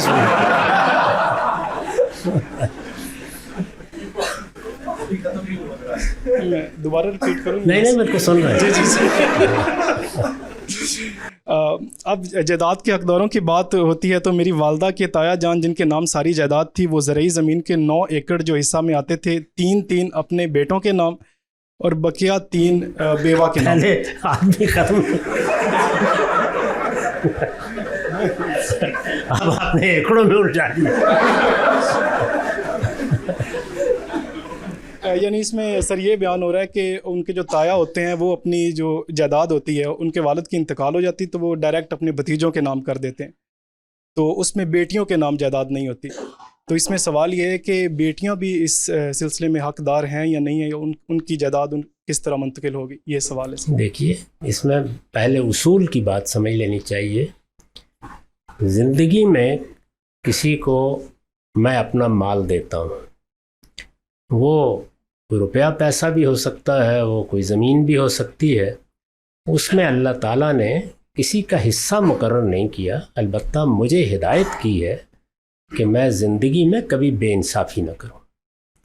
یعنی یہاں یوں نہیں ہے کہ اللہ تعالیٰ نے زندگی میں مجھے پابند کر دیا ہے کہ میں بڑے بیٹے کو یہ دے سکتا ہوں، چھوٹے کو یہ دے سکتا ہوں۔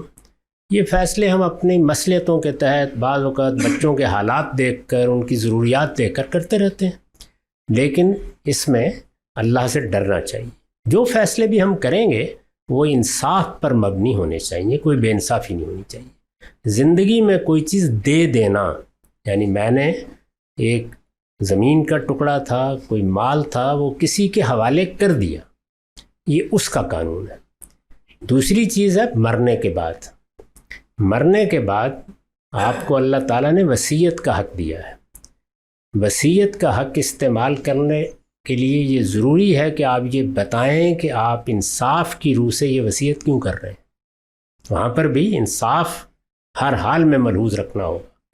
تو جب آپ یہ بتائیں گے تو اس کے بعد رشتہ داری کی بنیاد پر حصے کن کے ہیں وہ اللہ نے خود مقرر فرمایا۔ ان میں نہ میں کوئی تبدیلی کر سکتا ہوں نہ آپ کوئی تبدیلی کر سکتے ہیں۔ وہ حصے کس اصول پر اللہ تعالیٰ نے مقرر فرمائے ہیں وہ بھی انہوں نے بیان کر دیا، اور یہ بتا دیا ہے کہ میں نے اس اصول کو ملحوظ رکھ کر یہ بتایا ہے کہ والدین کا حصہ یہ ہوگا، اولاد کے حصے یہ ہوں گے، لڑکیوں کے یہ ہوں گے، لڑکوں کے یہ ہوں گے۔ یہ پوری بات بتا دی۔ اگر کسی شخص نے اس کی خلاف ورزی کی ہے تو اس نے ایک بڑے جرم کا ارتکاب کیا ہے۔ اگر آپ 11-12 آیات سورہ نساء کی نکال کے پڑھیں تو آپ پر بالکل واضح ہو جائے گا کہ یہ کبیرہ گناہوں میں سے ہے۔ ہمارے ہاں بدقسمتی سے لوگ لڑکیوں کے بارے میں اس کبیرہ گناہ کا ارتکاب کرتے ہیں اور بڑے پیمانے پر کرتے ہیں۔ ذمہ داروں میں تو خاص طور پر یہی صورتحال ہے، یعنی وہ لڑکیوں کو حصہ دینے کے لیے، لڑکیاں کہیں یا عورتیں کہیں، جہاں بھی ہیں، ہرگز تیار نہیں ہوتے کسی طرح بھی۔ تو لوگوں کو بتانا چاہیے کہ یہ ہے۔ اگر وہ اب جیسے کہ آپ کی بات سے معلوم ہوتا ہے کہ آمادہ ہو گئے، یعنی وارثوں نے یہ فیصلہ کر لیا ہے کہ جو کچھ بھی پہلے ہوا وہ صحیح ہوا یا غلط ہوا، ہم اب صحیح کرنا چاہتے ہیں، تو جن صاحب کی جائیداد تقسیم کرنا پیش نظر ہے ان کے بارے میں یہ دیکھیے کہ ان کی موت کے وقت ان کے کون سے اعزاء زندہ تھے، ان کی فہرست بنائیے، ان کے حصے متعین کیجیے اور سب آپس میں مل بیٹھ کے طے کر لیجئے کہ ہم اللہ کے بتائے ہوئے قانون کے مطابق یہ حصے ان کے حوالے کر دیں گے۔ وہ لڑکیوں کے بھی ہوں گے، وہ لڑکوں کے بھی ہوں گے، وہ مردوں کے بھی ہوں گے، عورتوں کے بھی۔ کائنات کی سر ہر چیز اللہ کے حکم کی تابع ہے، حتیٰ کہ پتا بھی اللہ کے حکم کے بغیر نہیں ہل سکتا۔ حضرت آدم علیہ السلام کو اللہ تعالیٰ نے جس طرح قرآن پاک میں ان کی کریشن کا ذکر ہوتا ہے، ایسے لگتا ہے کہ اللہ نے اپنے ہاتھوں سے بنایا اور ہم کن سے بنے ہوئے ہیں۔ اللہ تعالیٰ نے ان کو خود علم سکھایا اور اپنی روح ڈالی ان میں، اور خود جا کے بتایا کہ اس درخت کو نہیں چھونا۔ لیکن دوسری طرف ہم دیکھتے ہیں کہ شیطان اللہ تعالیٰ کے حکم کی ان کے سامنے حکم عدولی کرتا ہے، اور پھر اللہ تعالیٰ کا سیکورٹی سسٹم سمو بریچ ہو جاتا ہے، اور شیطان جو ہے وہ داخل ہو جاتا ہے اور حضرت حوا کو پرومپٹ کرتا ہے، اور وہ اپنے میاں کو کہتی ہیں کہ جی اس درخت کا پھل کھائیں۔ تو ایک طرف تو یہ ہے کہ جی اللہ تعالیٰ کے حکم کے بغیر کوئی چیز ہو نہیں سکتی، اور دوسری طرف یہ ہے کہ شیطان کی یہ مجال کہ اللہ تعالیٰ کے حکم عدولی کرے۔ اب بہت ساری چیزیں ایسی ہیں کہ جو کائنات میں نظر آتی ہیں، اور کچھ چیزیں ہیں کہ جی وہ ان سے دیکھ کے یہ ہوتا ہے۔ اچھا، ہم پھر اس کو بعد یہ کہتے ہیں کہ جی یہ جو سارا کچھ ہے یہ اللہ تعالیٰ کے اس میں لکھا ہوا ہے، اور قیامت کس طرح آئے گی اور کیا ہوگا، یہ سارا سلسلہ۔ اگر یہ سارا کچھ اسی طرح لکھا ہوا ہے، اور شیطان کو بھی اللہ کا اذن تھا کہ وہ اللہ کی حکم عدولی کر دے، تو پھر یہ جنت اور دوزخ کس لیے؟ یہ بہت پرانا مسئلہ ہے، لیکن اس کو سادگی سے سمجھیے کہ جس پروردگار نے ہمیں بنایا ہے اس نے ہی یہ بتایا ہے کہ میں نے تمہیں ارادہ و اختیار دیا ہے، اور یہ بھی بتایا ہے کہ یہ ارادہ و اختیار دے کر میں نے تمہیں ابتلاء میں ڈالا ہے، یعنی ایک امتحان سے گزارنے کا فیصلہ کیا ہے۔ اللہ تعالیٰ کی اس اسکیم کو اگر آپ جانتے ہیں یا آپ نے سمجھ لیا ہے تو میرے نزدیک پھر ان میں سے کوئی سوال بھی پیدا نہیں ہوتا جو آپ نے کیا ہے۔ یعنی اگر اس نے مجھے ارادہ و اختیار دیا ہے، اس نے دیا ہے، یہ نہیں کہ میں اپنی طرف سے ارادہ و اختیار لے کے استعمال کرنے بیٹھ گیا ہوں۔ مجھے ارادہ و اختیار دیا ہے تو میں جن ہوں یا آدم، مجھے یہ حق ملنا چاہیے کہ میں خلاف ورزی کروں۔ اگر میں خلاف ورزی نہیں کر سکتا تو ارادہ و اختیار کے کیا معنی ہوئے؟ یہ ارادہ و اختیار قرآن مجید میں 10 مقامات پر بیان کیا گیا ہے کہ خود پروردگار نے دیا ہے۔ یہ بتایا ہے کہ میں نے وہ ارادہ و اختیار دے کر جو مہلت مقرر کی ہوتی ہے اس میں گرفت بھی نہیں کرتا۔ رہی یہ بات کہ اللہ کے حکم کے بغیر کوئی پتا نہیں ہلتا، تو اس میں کیا شک ہے؟ لیکن یہ اللہ ہی کا حکم ہے جو میں نے بیان کیا ہے کہ میں نے ارادہ و اختیار دے دیا۔ تو اب میرے ارادہ و اختیار کا جو پتہ ہلنا ہے وہ اصل میں اللہ کے حکم کے مطابق ہی ہل رہا ہے۔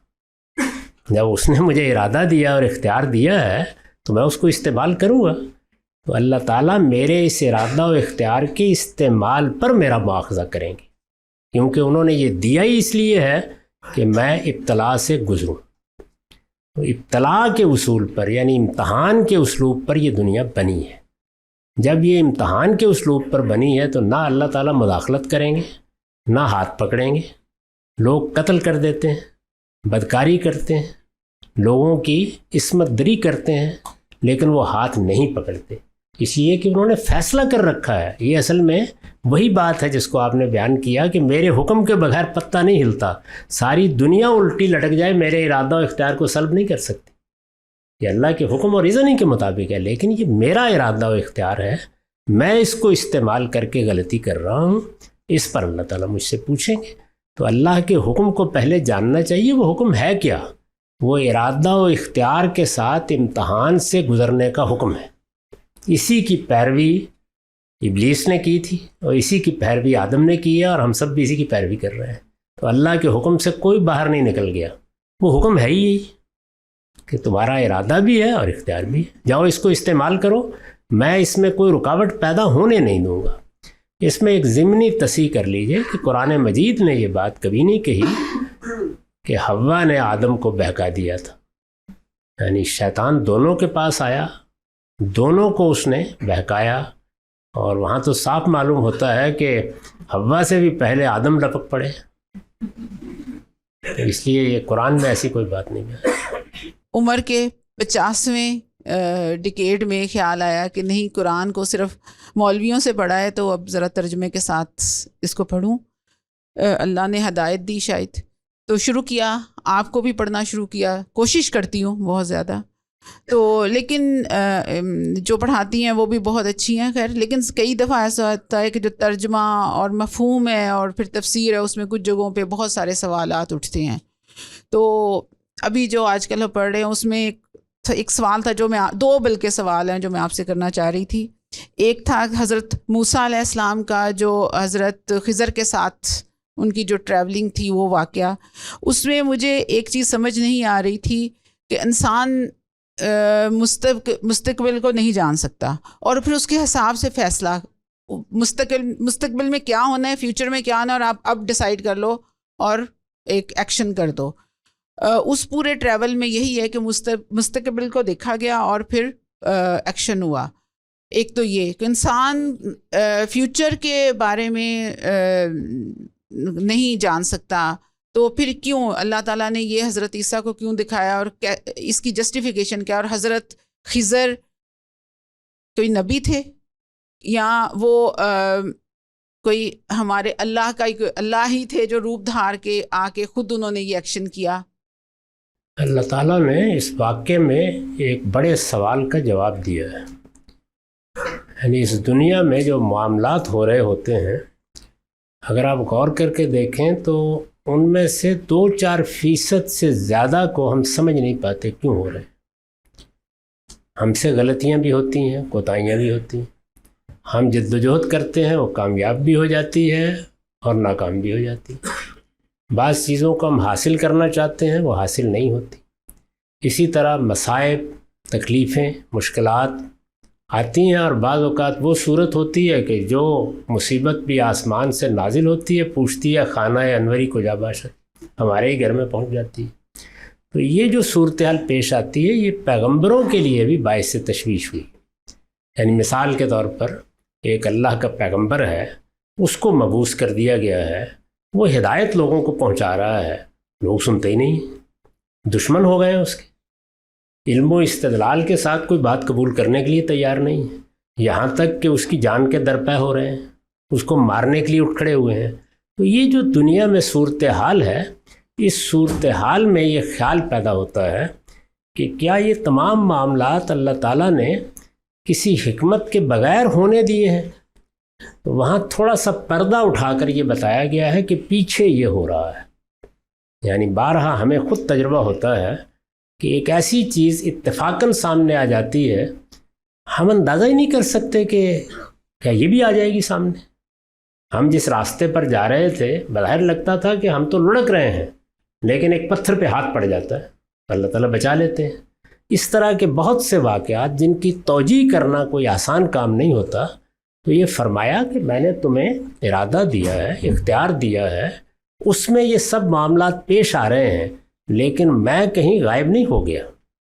میں ان تمام معاملات کی نگرانی کر رہا ہوں، اور میرے فرشتے معاملات میں اس طرح سے پیچھے مداخلت بھی کر رہے ہوتے ہیں، لیکن وہ اتنی ہی مداخلت کرتے ہیں جتنی مداخلت حکمت کی روح سے ناگزیر ہو جاتی، ورنہ ارادہ و اختیار پر اثر انداز ہو جائیں گے. یہ بات بتانے کے لیے اللہ تعالیٰ نے سیدنا موسیٰ کا وہ تجربہ ہمارے سامنے پیش کیا ہے. اس میں جن ہستی سے ان کی ملاقات ہوئی ہے، وہ اللہ کے فرشتوں میں سے کوئی فرشتے تھے.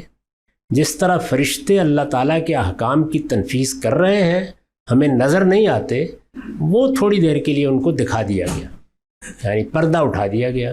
دکھانے کی بالعموم 2 صورتیں اللہ تعالیٰ اختیار کرتے ہیں. سب پیغمبروں کے ساتھ یہی ہے. ان کو کوئی مشاہدہ بیداری کے عالم میں کرا دیا جاتا ہے، ان کو کوئی چیز رویا میں دکھا دی جاتی ہے. ابھی میں نے ایک سوال کے جواب میں ابتدا میں عرض کیا تھا کہ رسالت مآب صلی اللہ علیہ وسلم کو بھی مستقبل کی بعض چیزوں کے بارے میں رویا دکھائے گئے. تو اسی طرح کا یہ غالباً ایک رویا ہے. دونوں باتیں ہو سکتی ہیں. یہ عالم بیداری میں ہوا، جیسے کہ خود رسول اللہ کے بعض مشاہدات ایسے ہی ہیں مثال کے طور پر روایتوں میں آپ لوگوں نے پڑھا ہوگا کہ نماز پڑھانے کے دوران میں یک بیک ایک مشاہدہ ہوا اور اس میں رسول اللہ صلی اللہ علیہ وسلم آگے بڑھ گئے، ایک قدم آگے رکھ دیا اور بعد میں بتایا کہ مجھے اس طرح جنت دوزخ دکھائی گئی اور ایک پھل کا پوشا تھا، میں اس کو لپک کر توڑ لینا چاہتا تھا، یعنی وہ اتنا حقیقی مشاہدہ تھا۔ یہ رویا میں بھی ہوتے ہیں، تو یہ ایک مشاہدہ ہے جس میں جو کچھ پیچھے ہو رہا ہے اس کے ایک حصے سے تھوڑی دیر کے لیے پردہ اٹھا دیا گیا ہے تاکہ اللہ تعالیٰ کے فیصلوں کی، ہمارے ساتھ اس کے تعلق کی حکمت اللہ کا ایک پیغمبر سمجھ لے۔ ان کو ایک قوم کو بنانے، اٹھانے، اس کو ایک مشن کی طرف راغب کرنے، اس کو ایک جگہ سے نکال کر دوسری جگہ آباد کرنے کی غیر معمولی ذمہ داری دی گئی تھی۔ یعنی انبیاء کی تاریخ میں بھی سیدنا موسیٰ کی ذمہ داری اتنی غیر معمولی ہے کہ آدمی حیرت زدہ ہو جاتا ہے کہ یہ کیا کوئی ایک انسان پوری کر سکتا ہے؟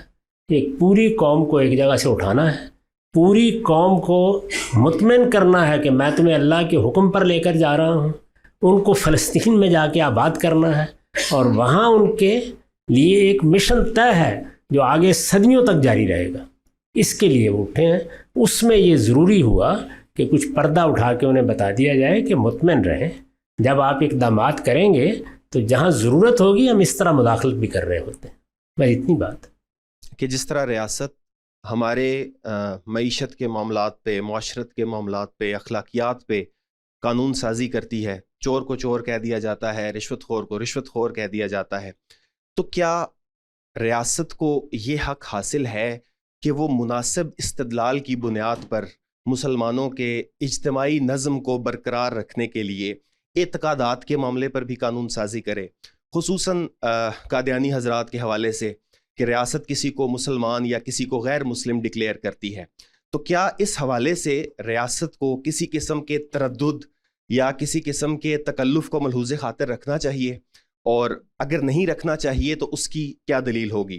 اور دوسرا سوال اسی کے ساتھ جڑا ہوا یہ ہے کہ کیا انفرادی سطح پر افراد کو بھی اپنے اعتقادات کے حوالے سے اپنے موقف کا اظہار کرتے ہوئے کسی قسم کے ایسے تکلف یا تردد میں پڑنا چاہیے، یا اس کو برملا کہہ دینا چاہیے کہ میرا اس حوالے سے یہ عقیدہ ہے؟ شکریہ۔ یہ دو الگ الگ سوال ہیں۔ یہ بات کہ مجھے میرے پروردگار نے یہ حق دیا ہے کہ میں پیغمبر کی دعوت کو قبول کروں یا قبول نہ کروں، میں ضمیر کی آواز پر لبیک کہوں یا نہ کہوں، اس کو قرآن مجید اس طرح بیان کرتا ہے کہ انا ہدینہ السبیل، ہم نے راستے کو واضح کر دیا ہے، اب اما شاکرم و اما کفور، جس کا جی چاہتا ہے وہ شکر گزار بن کر رہے، جس کا جی چاہتا ہے وہ کفران نعمت اختیار کر لے۔ دوسری جگہ بیان کیا من شاء فلیؤمن من شاء فلیکفر، جس کا جی چاہے وہ کفر اختیار کرے، جس کا جی چاہے ایمان قبول کر لے۔ اس سے صاف یہ معلوم ہوا کہ لا اکراہ فی الدین، دین کے معاملے میں کوئی جبر روا نہیں رکھا جا سکتا۔ ہر شخص کو حق حاصل ہے کہ وہ جو مانتا ہے برملا مانے، جس چیز کا اظہار کرنا چاہتا ہے اظہار کرے۔ ہم اس کے ساتھ مکالمہ کر سکتے ہیں، اس کو کوئی نصیحت بھی کر سکتے ہیں۔ ہم اگر اس کے طرز عمل میں کوئی غلطی محسوس کریں اس پر اسے توجہ بھی دلا سکتے ہیں، لیکن اللہ کا دیا ہوا یہ حق اس سے نہیں چھین سکتے۔ یہ تو پہلے اصولی بات سمجھ لیجیے۔ اس کو سورہ بقرہ میں واضح کر دیا ہے کہ اللہ نے اپنے دین میں کوئی جبر روا نہیں رکھا، اس نے ہدایت کو ضلالت سے الگ کر دیا ہے، یہ بہت کافی ہے۔ ہم توجہ دلائیں گے، ہدایت کی وضاحت کر دیں گے۔ اگر اس نے کسی ضلالت کو اختیار کر رکھا ہے تو اس کی حقیقت واضح کر دیں گے۔ اگر اس کی طرف سے کفر کا ارتکاب ہو رہا ہے تو بتا دیں گے، علم و استدلال کے ساتھ بتا دیں گے کہ یہ کفر ہے یا یہ شرک ہے یا یہ بدعت ہے۔ اس سے آگے نہ میں کچھ کر سکتا ہوں، نہ آپ کچھ کر سکتے ہیں، نہ کوئی حکومت کچھ کر سکتی ہے۔ پہلے تو یہ بنیادی بات سمجھ لیں۔ اس کے ساتھ ایک دوسری بات بھی کہہ دی ہے، وہ یہ کہ میں نے جبر روا نہیں رکھا اور ہر انسان کی جان، مال اور آبرو کو میں نے حرمت عطا کی۔ رسالت مآب صلی اللہ علیہ وسلم نے جو آخری اعلان کیا ہے اور پورے زور کے ساتھ متوجہ کر کے لوگوں کو کیا ہے، اور یہ کہہ کے کیا ہے کہ یہ میں جو کچھ بیان کر رہا ہوں یہ حرمت معمولی نہیں ہے، یہ اس شہر مکہ کی طرح ہے، یہ اس ذوالحج کے مہینے کی طرح ہے۔ وہ یہ کہ کسی کو کسی کی جان مال آبرو کے خلاف کوئی اقدام کرنے کا حق نہیں ہے، الا بالحق، الا یہ کہ اللہ اس کا حق اس کو دے دے۔ تو اللہ تعالیٰ نے جن معاملات میں یہ حق دیا ہے وہ قرآن مجید میں بالکل واضح کر دیا ہے، متعین طور پر بتا دیا ہے۔ اب رہ گیا آپ کے سوال کا پہلا حصہ کہ ریاست نہ کوئی مذہبی حکم ہے، نہ کوئی مذہبی ادارہ ہے، نہ ذات باری کی طرف سے ہمیں اس کو قائم کرنے کی ہدایت کی گئی ہے۔ ریاست ہماری ضرورت سے پیدا ہوئی، یعنی جس طرح میں شعور کی عمر کو پہنچتا ہوں تو مجھ پر واضح ہو جاتا ہے کہ کمانا پڑے گا، اس کے بغیر پیٹ کا علاج نہیں کیا جا سکتا۔ مجھے معلوم ہوتا ہے کہ میری نفسی ضرورتیں کیا ہیں، میری جنسی ضرورتیں کیا ہیں، میں ان کو پورا کرنے کے لیے اپنے علم و عقل کی روشنی میں اقدامات کرتا ہوں۔ اسی طرح کا معاملہ ریاست کا ہے۔ انسانوں کو جب یہ مسئلہ پیش آیا ہے کہ ارادہ و اختیار کا غلط استعمال یہ فساد کا باعث بن جاتا ہے، لوگ ایک دوسرے کی حق تلفی کرتے ہیں یا جان مال آبرو کی خلاف زیادتی کرتے ہیں، تو اس کو روکنے کے لیے انسانوں نے اپنی ضرورت کے تحت یہ ادارہ بنایا ہے، یعنی اس کے پاس کوئی لائسنس اللہ تعالیٰ کی طرف سے نہیں ہے، لہٰذا اس ادارے کے حدود وہی ہیں جس کے لیے یہ وجود میں آیا ہے۔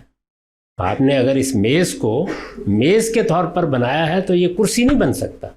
تو ریاست کا ادارہ جس مقصد سے وجود پذیر ہوا ہے وہ اختیارات بھی انہی حدود میں استعمال کرے گا۔ میں نے اس کو اپنی کتاب مقامات میں ایک مضمون میں بیان کیا، قانون کی بنیاد، یعنی قانون ظاہر ہے کہ بادشاہ بنائے، پارلیمنٹ بنائے، کوئی ادارہ بنائے، اس کی بنیاد واضح ہونی چاہیے۔ وہ صرف دو چیزیں ہیں، حق تلفی کو روکنے کے لیے، جان مال آبرو کے خلاف زیادتی کو روکنے کے لیے۔ یہ ریاست کی جورسڈکشن ہے، اس سے کوئی ایک قدم بھی باہر نہیں رکھ سکتا۔ اسی اصول پر میں بار بار متنبہ کرتا ہوں کہ شخصی معاملات میں، مذہبی معاملات میں، میرے عقیدے میں، میرے ایمان میں مداخلت کا حق کسی ریاست کو حاصل نہیں۔ ریاست کے لیے جو چیزیں متعین ہیں وہ دو ہی ہیں۔ جو قانون بھی آپ نے بنانا ہے پہلے ثابت کیجئے کہ اس میں کسی کی حق تلفی ہو رہی ہے، اس لیے اس کو روکنے کے لیے قانون بنا رہے ہیں، اور ظاہر ہے کہ وہ حق اللہ تعالیٰ کی طرف سے طے ہوگا، عرف اس کو طے کرے گا، معاہدے اس کو طے کریں گے۔ اور میں جان مال آبرو کے خلاف اقدام کرنے جا رہا ہوں تو اس کے لیے اللہ تعالیٰ نے متعین طور پر بتا دیا ہے کہ چور کے خلاف یہ اقدام کیا جا سکتا ہے، زانی کے خلاف یہ کیا جا سکتا ہے، قاتل کے خلاف یہ کیا جا سکتا ہے، وہ متعین کر دیا ہے اس میں۔ اسی سے ظاہر ہے کہ پھر باقی اصول بھی نکل آتے ہیں۔ تو یہ چیز ہے، اس کو واضح طور پر سمجھ لینا چاہیے۔ لوگوں کے عقیدہ و ایمان کے بارے میں فیصلے کرنے کا اختیار نہ مجھے ہے، نہ آپ کو ہے، نہ کسی عالم کو ہے، نہ کسی ریاست کو ہے۔ ہم جو کچھ کر سکتے ہیں وہ یہ ہے کہ کسی کے ہاں کوئی خرابی دیکھیں تو وہ خرابی واضح کریں، یعنی اگر کفر ہے تو بتائیں کہ یہ کفر ہے، اگر شرک ہے تو سمجھائیں کہ یہ شرک ہے، اگر بدعت ہے تو واضح کریں۔ لیکن یہ کہ اس آدمی نے اپنے ایمان کو کس طرح بیان کرنا ہے، اس کی بنیاد پر اپنا کیا تعارف کرانا ہے، یہ اس کا کام ہے۔ تو میں اس معاملے میں ادنا درجے میں بھی ریاست کو کوئی حق دینے کے لیے تیار نہیں۔ میرا نام فرید ہے اور میں اسلامک جیومیٹرک پیٹرنز کا شوقین ہوں، جس کی مثال آپ کے پیچھے دیوار پہ لگی۔ جب میں یہ کرنا شروع ہوا 8 سال پہلے تو مجھے یہ احساس ہوا کہ یہ دائرے سے نکل کے اتنی خوبصورت چیز جو بنتی ہے یہ انسانی کاوش نہیں ہے، اس کے پیچھے ایک خالق ہے، ایک مصور ہے، اور ہم صرف اس کو لکیر لگا کے لکیر کو واضح کر رہے ہیں۔ اس چیز کا بے انتہا ہوا۔ اس سے جب آگے پھر علم آگے بڑھا تو کچھ ایسی کتابیں، کچھ ایسی تصورات سامنے آنا شروع جس کے اوپر اب ڈاؤٹ ہونا شروع ہو رہا ہے، تو جس کے بارے میں آپ سے پوچھنا چاہ رہا ہوں۔ وہ آگے اس جگہ سے آگے وہ سمبلزم کی طرف آتے ہیں کہ جی کہ ایک دائرہ جو ہے وہ قدرت الہی کو ظاہر کرتا ہے اور پورے آسمان کو ظاہر کر رہا ہے، اور جو چوکور ہے وہ ایک زمین کو ظاہر کر رہا ہے۔ اور مثلا جیسے نجم داؤدی ہے اور 2 مثلث 2 ٹرائنگل سے بن رہا ہے، تو ایک ٹرائنگل جو اوپر پوائنٹ کر رہا ہے وہ انسان کی دعا اللہ تعالیٰ سے، اور جو نیچے پوائنٹ کر رہا ہے وہ اللہ تعالیٰ کی ودیعت یا انسان کو جو بھی نعمت عطا ہو. تو اب یہاں آ کے میرا سوال پیدا یہ ہوتا ہے کہ کیا یہاں یہ واقعی سمبلزمس ہیں، ایگزسٹ کرتے ہیں؟ اور جہاں تک جیومیٹری کے بننے کا تعلق ہے، اس نے تو مجھے واضح کر دیا کہ ایک خالق موجود ہے اور انسان نے کچھ نہیں کیا. لیکن جب آگے یہ سمبلز کے اوپر اور اس کے پیچھے وہ جو سٹارٹ ہو جاتا ہے، اس کے اوپر پھر میرا ڈاؤٹ آتا ہے کہ یار میں یہ علم ٹھیک بھی ہے یا اس میں کوئی گڑبڑ تو نہیں ہے. میں اس کی آپ سے پہلے ایک سوال کیا گیا تھا فلسفے کے بارے میں، اس میں میں نے یہی عرض کیا تھا کہ علم کے بارے میں پہلے طے کر لیجیے. یعنی یہ جو باتیں لوگ کہہ دیتے ہیں عام طور پر، ان کے کہنے کی وجہ یہ بنتی ہے. افلاطون نے بھی جب بات کہی ہے تو پہلے اس سوال کا جواب نہیں دیا کہ بناء استدلال کیا ہے، بناء علم کیا ہے، علم کیا چیز ہے. تو آپ نے جو کچھ فرمایا اس میں غور کیجئے. اگر آپ یہ کہتے کہ ہم نے تجربات کیے ہیں، ہم نے چیزوں کا مشاہدہ کیا ہے، ہم نے انسانوں کے اعمال کا مطالعہ کیا ہے، ہم اوپر گئے تھے وہاں بھی ہم نے یہ چیز دریافت کی ہے، اس سے یہ پتہ چلا ہے کہ دائرہ فلاں چیز کی علامت ہے، تو یہ مشاہداتی علم ہوتا، سائنسی علم ہوتا، یہ ناقص بھی ہوتا ہے، کامل بھی ہوتا ہے. تو یہ علم اگر آپ کو ہے تو اس کا اظہار بھی کیا جائے گا، اس کو بیان بھی کیا جائے گا. آپ نے اس میں جو الفاظ استعمال کیے وہ یہ کہ خدا نے ایسا کیا. خدا نے جو کچھ کیا ہے وہ اس نے اپنی کتاب میں بیان کر دیا ہے. تو میں پوری ذمہ داری سے یہ کہتا ہوں کہ اس میں اس طرح کی کوئی لغویات بیان نہیں. بات ختم ہو گئی. یعنی اللہ تعالیٰ نے کوئی چیز کہی ہے، اس کا سب سے بڑا اور مستند ماخذ قرآن مجید ہے. اس کے بعد ضمنی طور پر پرانے صحائف کی طرف بھی دیکھا جا سکتا ہے، روایات کی طرف بھی، ان کی چھان پھٹک کی ضرورت ہوتی ہے. لیکن اللہ کے حوالے سے کوئی بات بیان کرنا بڑی ذمہ داری کا کام ہے. اس میں جب تک آپ کے پاس خود اللہ کا اپنا بیان نہیں ہے ہم زبان نہیں کھولیں گے. تجرباتی علوم ان کا دروازہ کھلا ہوا ہے، وہ تو علوم ہی ہم نے پیدا کرنے ہیں. تو آپ اس بنیاد پر، یعنی آپ اپنے حواس کی بنیاد پر، خواہ وہ ظاہری حواس ہے خواہ باطنی ہے، کسی نتیجے تک پہنچے ہیں، کوئی تجربہ آپ کو پیش آ گیا ہے، آپ اسی استدلال سے اس کو بیان کریں گے. یعنی یا میری آنکھوں نے دیکھا ہے، یا میرے کانوں نے سنا ہے، یا میرے باطنی حواس اس کو ہمیشہ سے ایسے ہی محسوس کرتے ہیں. ظاہر ہے پھر اس کے بعد استقراء کا عمل شروع ہوتا ہے، انڈکشن کا، کہ اب میں بھی یہ محسوس کرتا ہوں، کیا یہ بھی یہ محسوس کرتے ہیں. اس سے ہم نتائج نکالتے ہیں. تو جو نتائج تجربے اور مشاہدے سے نکالے جاتے ہیں وہ انسانی علم کی تشکیل کرتے ہیں. اللہ تعالیٰ کے حوالے سے ہمارے پاس کوئی ذریعہ نہیں ہے کہ ہم براہ راست علم حاصل کر سکیں. وہاں اللہ تعالیٰ کی کتاب ہے، اس کا حوالہ دینا پڑے گا.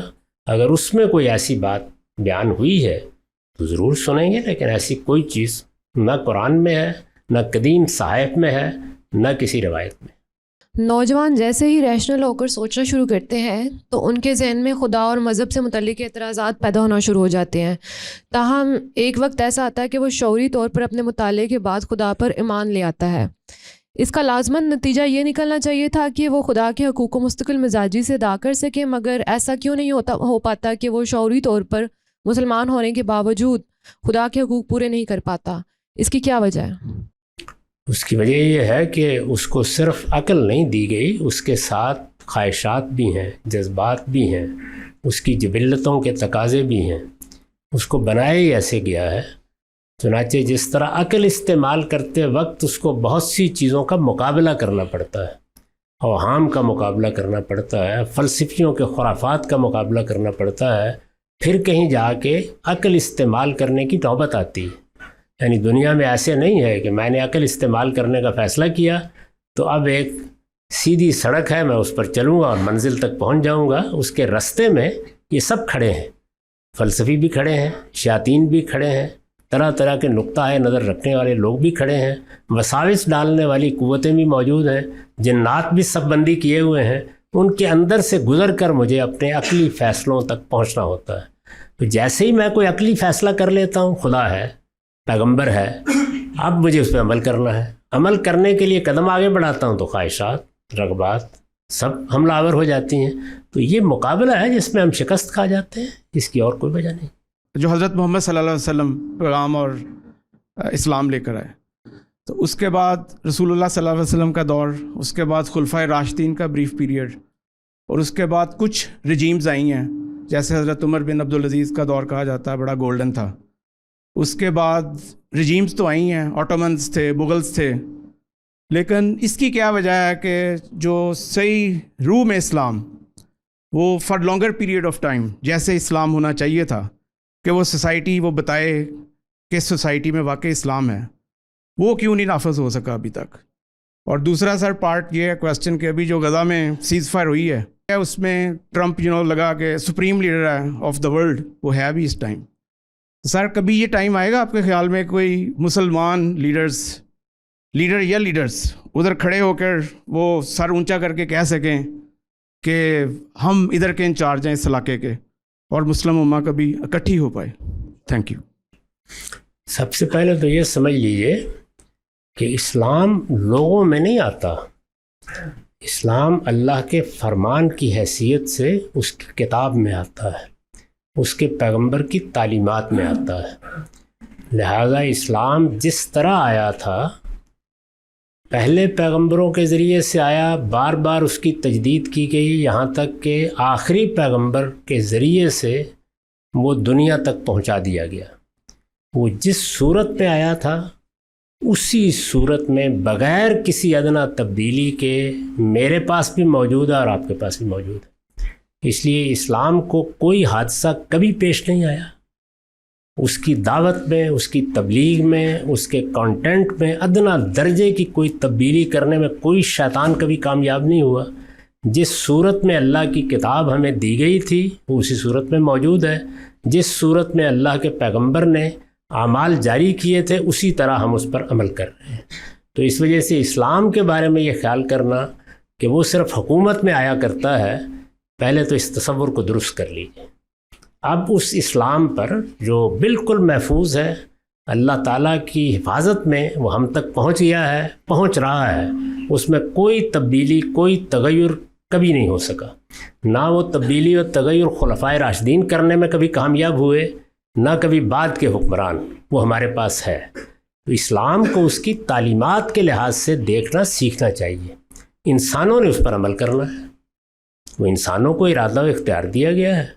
जितने लोग आपने बताया है अमल करने में कामयाब हो जाए, मुझे तो उस पर ताज्जुब होता है। बड़ी अच्छी हुकूमत कायम हो गई थी, ये खबर है खुद। या आप मुझे ये बताएं कि जितने लोग इस वक्त बैठे हुए हैं ये सब के सब इस्लाम के एक एक हुक्म पर अमल करते हैं। मैं हो सकता है खुशी से मर जाऊं इसके बाद, ये मुमकिन है। तो इसमें इस्लाम का क्या नक्स हुआ? तो मौजूद है। ये मुझे देखना है या हम सब जो यहाँ बैठे हुए हैं उनको देखना है कि हम इस्लाम पर कितना अमल करते हैं, और इस्लाम पर अमल करने में एक फ़र्द को क्या मसाइल पेश आते हैं। वो अभी एक साहब ने सवाल किया, यानी मेरी ख्वाहिशात, मेरी रग़बात, मेरे मफादात, उनके साथ मैं एक जंग लड़ता हूँ और सारी ज़िंदगी वो जंग लड़ता हूँ। उसमें एक दिन मुझे देखें आप तो हो सकता है आप कहें कामयाब है, अगले दिन देखें तो आप महसूस करेंगे नाकाम है। तो ये नाकामी और कामयाबी की कश्मकश के अंदर मैं, आप, हम सब इस्लाम पर अमल कर रहे हैं। इसमें आप अंदाज़ा कीजिए कि जिनको हुकूमत और इक़्तिदार मिल जाए उनका इम्तहान कितना सख्त हो जाता है। तो ये जो हम बात करते हैं अपने आप की तरफ नहीं देखते। यानी मैंने बारहा देखा है कि जब आदमी सवाल करता है खड़े होकर कि फिर खुलफाए राशिदीन जैसे हुक्मरान बाद में क्यों ना रहे, तो मेरा दिल चाहता है मैं पूछूं कि आप पहले अपने बारे में बता दीजिए। यानी आप वैसे मुसलमान क्यों नहीं हैं? आप में सहाबा का किरदार क्यों नहीं है? आप उसी तरीके से तकबीर उला में क्यों शरीक होने के लिए जद्दोजहद नहीं कर रहे होते? पूछने को दिल चाहता है ना। तो जो हमारे साथ हो रहा है वही रियासत और हुकूमत की सतह पर भी होता है। इससे इस्लाम को समझने का अमल बंद कर दीजिए। इस्लाम अपनी तालीमात में ज़िंदा है, एक आदमी भी उसको ना मानता, सब इनकार कर देते। कुरान पढ़िए, उसमें मालूम होता है कि बाज़ पैगंबरों की बीवी भी उनके साथ मुत्तफिक नहीं हुई। रिसालत माब इस्लाम पेश करते और आपकी बात को जिस तरह पहले आपकी कौम ने नहीं माना, जाते ही कोई एक शख्स भी ना मानता, सारे के सारे आपके मुखालिफ हो जाते, तो फिर क्या इस्लाम में कोई ख़राबी पैदा हो जाती? वो तो अल्लाह की तालीम है, अल्लाह की दी हुई हिदायत है, वो बिल्कुल ठीक है, महफूज है। हाँ, इस्लाम के बारे में तशवीश हो जाती कि उसकी किताब महफूज नहीं रही, اس نے جو سنت قائم کی تھی اس میں کوئی خرابی پیدا ہو گئی ہے، تو الحمدللہ ایسی کوئی چیز نہیں ہے، اسلام پوری شان کے ساتھ موجود ہے. اور اس کے بارے میں یہ خیال کرنا کہ میں نے چونکہ آج نماز نہیں پڑھی تو اسلام ناقص ہو گیا، ایک حکمران نے اسلام پر عمل نہیں کیا تو اسلام ناقص ہو گیا، نہیں، اسلام کا اس سے کوئی تعلق نہیں ہے. آخری چیز جو آپ نے پوچھی ہے کہ کیا مسلمان، تو اس میں بھی اسلام نہیں، مسلمان یعنی اسلام کے ماننے والے. میرا نقطہ نظر یہ ہے کہ اب جو خواب آپ دیکھ رہے ہیں وہ اب قیامت تک شرمندہ تعبیر نہیں ہونا، تو اس لیے جو کچھ اس وقت میسر ہے اس پر اللہ کا شکر ادا کریں. کہ آپ کے لیکچر سنتے ہوئے ہم نے ایک بات سیکھی کہ انسان نے حقیقت تک پہنچنے کے لیے عام طور پہ 3 راستے جو ہیں وہ اپنائے، ایک فلسفے کا راستہ، تصوف کا راستہ اور ایک انبیاء کا راستہ. سر اس میں پوچھنا یہ چاہ رہا ہوں کہ جب آج کل ہم فلسفہ سیریز دیکھ رہے ہیں تو وہ ایسا بندہ اس کے اندر جیسے جکڑا جاتا ہے، بالکل باہر نکلنے کا راستہ نہیں ملتا. اسی طرح تصوف کے بارے میں بھی جب ہم پڑھتے ہیں یہ سنتے ہیں، جو آپ کے ہم نے اس میں لیکچر سنے ہیں، وہ بھی ایسا لگتا ہے کہ ایسی دنیا ہی ہے، وہاں سے باہر نہیں نکلا جا سکتا. تو سوال میرا یہ ہے کہ علمی سفر کے دوران آپ، چونکہ پہلے آپ کا بیک گراؤنڈ تو یہ مذہبی ہی تھا اور کتاب اللہ سے آپ پہلے بھی واقف تھے، تو سر وہ کیا ایسا لمحہ تھا یا کیا ایسا وہ نقطہ تھا جہاں پہ آپ کو لگا کہ یہ دونوں بالکل ابس ہیں اور اصل راستہ انبیاء کا راستہ ہی ہے؟ یہ آپ بھی یہ فیصلہ کر سکتے ہیں. آپ ایک بنیادی چیز پہلے طے کر لیں، یعنی انبیاء کا راستہ کہاں سے معلوم ہوگا. اگر آپ کے خیال میں انبیاء کا راستہ انبیاء سے معلوم ہوگا تو انبیاء کی نسبت سے جو کچھ ہمارے پاس ہے اس کی تحقیق کریں پہلے. میں نے جب یہ تحقیق کی تو مجھ پر یہ بات بالکل واضح ہو گئی کہ اگر مجھے صوفیہ کے راستے کو جاننا ہے تو کن کے پاس جانا ہے، اور اگر مجھے فلسفیوں کے راستے کو جاننا ہے تو کن لوگوں کو پڑھنا ہے، اور اگر مجھے انبیاء کی بات سمجھنی ہے تو میرے پاس کن ماخذ تک رسائی ہونی چاہیے. تو اس میں نے جب ساری دنیا کی تاریخ کو دیکھا یہ معلوم ہو گیا کہ انبیاء کی بات کے لیے مستند ترین چیز اس وقت زمین پر صرف قرآن مجید. بس میں نے قرآن مجید کو بنیاد بنا کر ان میں سے ہر چیز پہ غور کیا ہے. تو اس میں جو چیز خدا کے حوالے سے کہی جائے گی وہ تو قرآن کی بنیاد کے اوپر 2 لمحوں میں ختم ہو جائے گی اگر وہ اس کو قبول نہیں کرتا. آپ بھی یہ تجربہ کر کے دیکھ لیجئے، یعنی وہ باطل کو اس طرح اگلتا ہے کہ آدمی کا دل چاہتا ہے کہ نہ اگلے پھر بھی اگل دیتا ہے. اس لیے اس میں تو کوئی تردد ہوتا نہیں. رہ گیا فلسفے کا یا سائنس کا معاملہ، وہ ظاہر ہے کہ تجرباتی علوم ہے یا اس میں انسانی تخیل کام کرتا ہے. اس میں نے ابھی عرض کیا تھا کہ علم کیا ہے، اس سوال کا جواب متعین کر لیجئے اور وہ کسوٹی طے کر لیجئے جس پر آپ کسی چیز کا فیصلہ کریں گے، وہ آپ کے پاس ہونی چاہیے. آپ جب اس کو استعمال کریں گے تو 2 اور 2 4 کی طرف فیصلہ ہو جائے. ہمیں یہ کیسے احساس ہوتا ہے کہ اللہ میاں ہم سے خوش ہیں یا ہم سے ناراض ہیں، وہ ہمیں کیسے پتہ چلتا ہے؟ اور اگر ہم کسی نیکی کا ارادہ کرتے ہیں تو آٹومیٹکلی ہمارے دل میں ہوتا ہے کہ ہمیں اس کا ریوارڈ ملے گا، ہماری کوئی دعا قبول ہوئے گی یا ہمیں آخرت میں یا کچھ. لیکن کچھ ایسے لوگ ہیں جو ریوارڈ کی پرواہ نہ کرتے ہوئے نیکیاں کرتے ہیں اللہ میاں کی صرف رضا کے لیے. سو اللہ میاں کی نظر میں کس نیکی کی ویلیو زیادہ ہے، جو صرف بے لوس ہو کے کی جائے یا کسی ریوارڈ کے ایکسچینج میں؟ اللہ تعالیٰ کی رضا کا نتیجہ ہے ریوارڈ. یہ 2 الگ الگ چیزیں نہیں ہیں. اللہ کی رضا کے لیے آپ جو کام بھی کریں گے اس میں اللہ نے خود بتایا ہے کہ میں اس کا اجر دوں گا. تو اس لیے ان کو آپ الگ الگ کیسے کر سکتے ہیں؟ یعنی میں اگر اللہ کی رضا کے لیے کوئی کام کروں گا تو اللہ کے وعدے کو کیا اٹھا کے کہیں پھینک دوں گا؟ اس نے مجھے بتایا ہوا ہے کہ یہ کام کرو گے، اس کا نتیجہ میں یہ تمہارے سامنے لے آؤں گا. تو اس لیے ریوارڈ کو اللہ کی رضا سے الگ کیا ہی نہیں جا سکتا، اس کو ہمیشہ پیش نظر رکھنا چاہیے. اس لیے قرآن مجید دونوں باتوں کو اکٹھا بیان کرتا ہے، یعنی رضوان اللہ یا ابتغاء و رضوان اللہ، اللہ کی مرضی چاہنا، اللہ کی رضا جوئی، یہ اصل میں اس ریوارڈ کے ساتھ لگی ہوئی ہے. یہ لازم و ملزوم ہے. اور انسان چونکہ ایک ضعیف مخلوق ہے، اس لیے یہ ممکن ہی نہیں کہ وہ اپنے آپ کو اللہ کی اس پوری بات سے مجرد کر لے. وہ لوگ جو یہ کہتے ہیں کہ ہم یہ کام صرف اللہ کی رضا جوئی کے لیے کر رہے ہیں، ہمیں کوئی ریوارڈ نہیں چاہیے، میں پوری ذمہ داری سے کہتا ہوں جھوٹ بول رہے ہیں. اگر میرے پاس اس سے کوئی کم لفظ ہوتا تو میں وہ استعمال کر لیتا. یہ ممکن ہی نہیں. یعنی یہ انسان کے انسان ہوتے یہ ممکن نہیں ہے. اگر کوئی آدمی زیادہ اصرار سے کہے تو اس کی صحیح جگہ شفاخانہ امراض دماغی ہے، اس کو وہاں بھیجنا چاہیے. انسان کو بنایا ہے اللہ تعالیٰ نے، ہم جانتے ہیں کہ انسان کیا ہے. اس کا حال تو یہ ہے کہ اگر 2 لمحے کے لیے اس کو بتا دیا جائے کہ جہاں رفع حاجت کے لیے جا رہے ہو وہ نظام بند ہو گیا تمہارے اندر، تو معلوم ہو جاتا ہے کہ اللہ کی رضا کہاں ہے اور ریوارڈ کیا چیز ہوتی ہے. تو ایک ضعیف اور عاجز مخلوق نے یہ جسارت کیسے کی کہنے کی کہ مجھے اللہ کا ریوارڈ نہیں چاہیے؟ اس سے آگے بھی کوئی کفر ہو سکتا ہے. تو اس لیے یہ دونوں چیزیں لازم و ملزوم ہیں.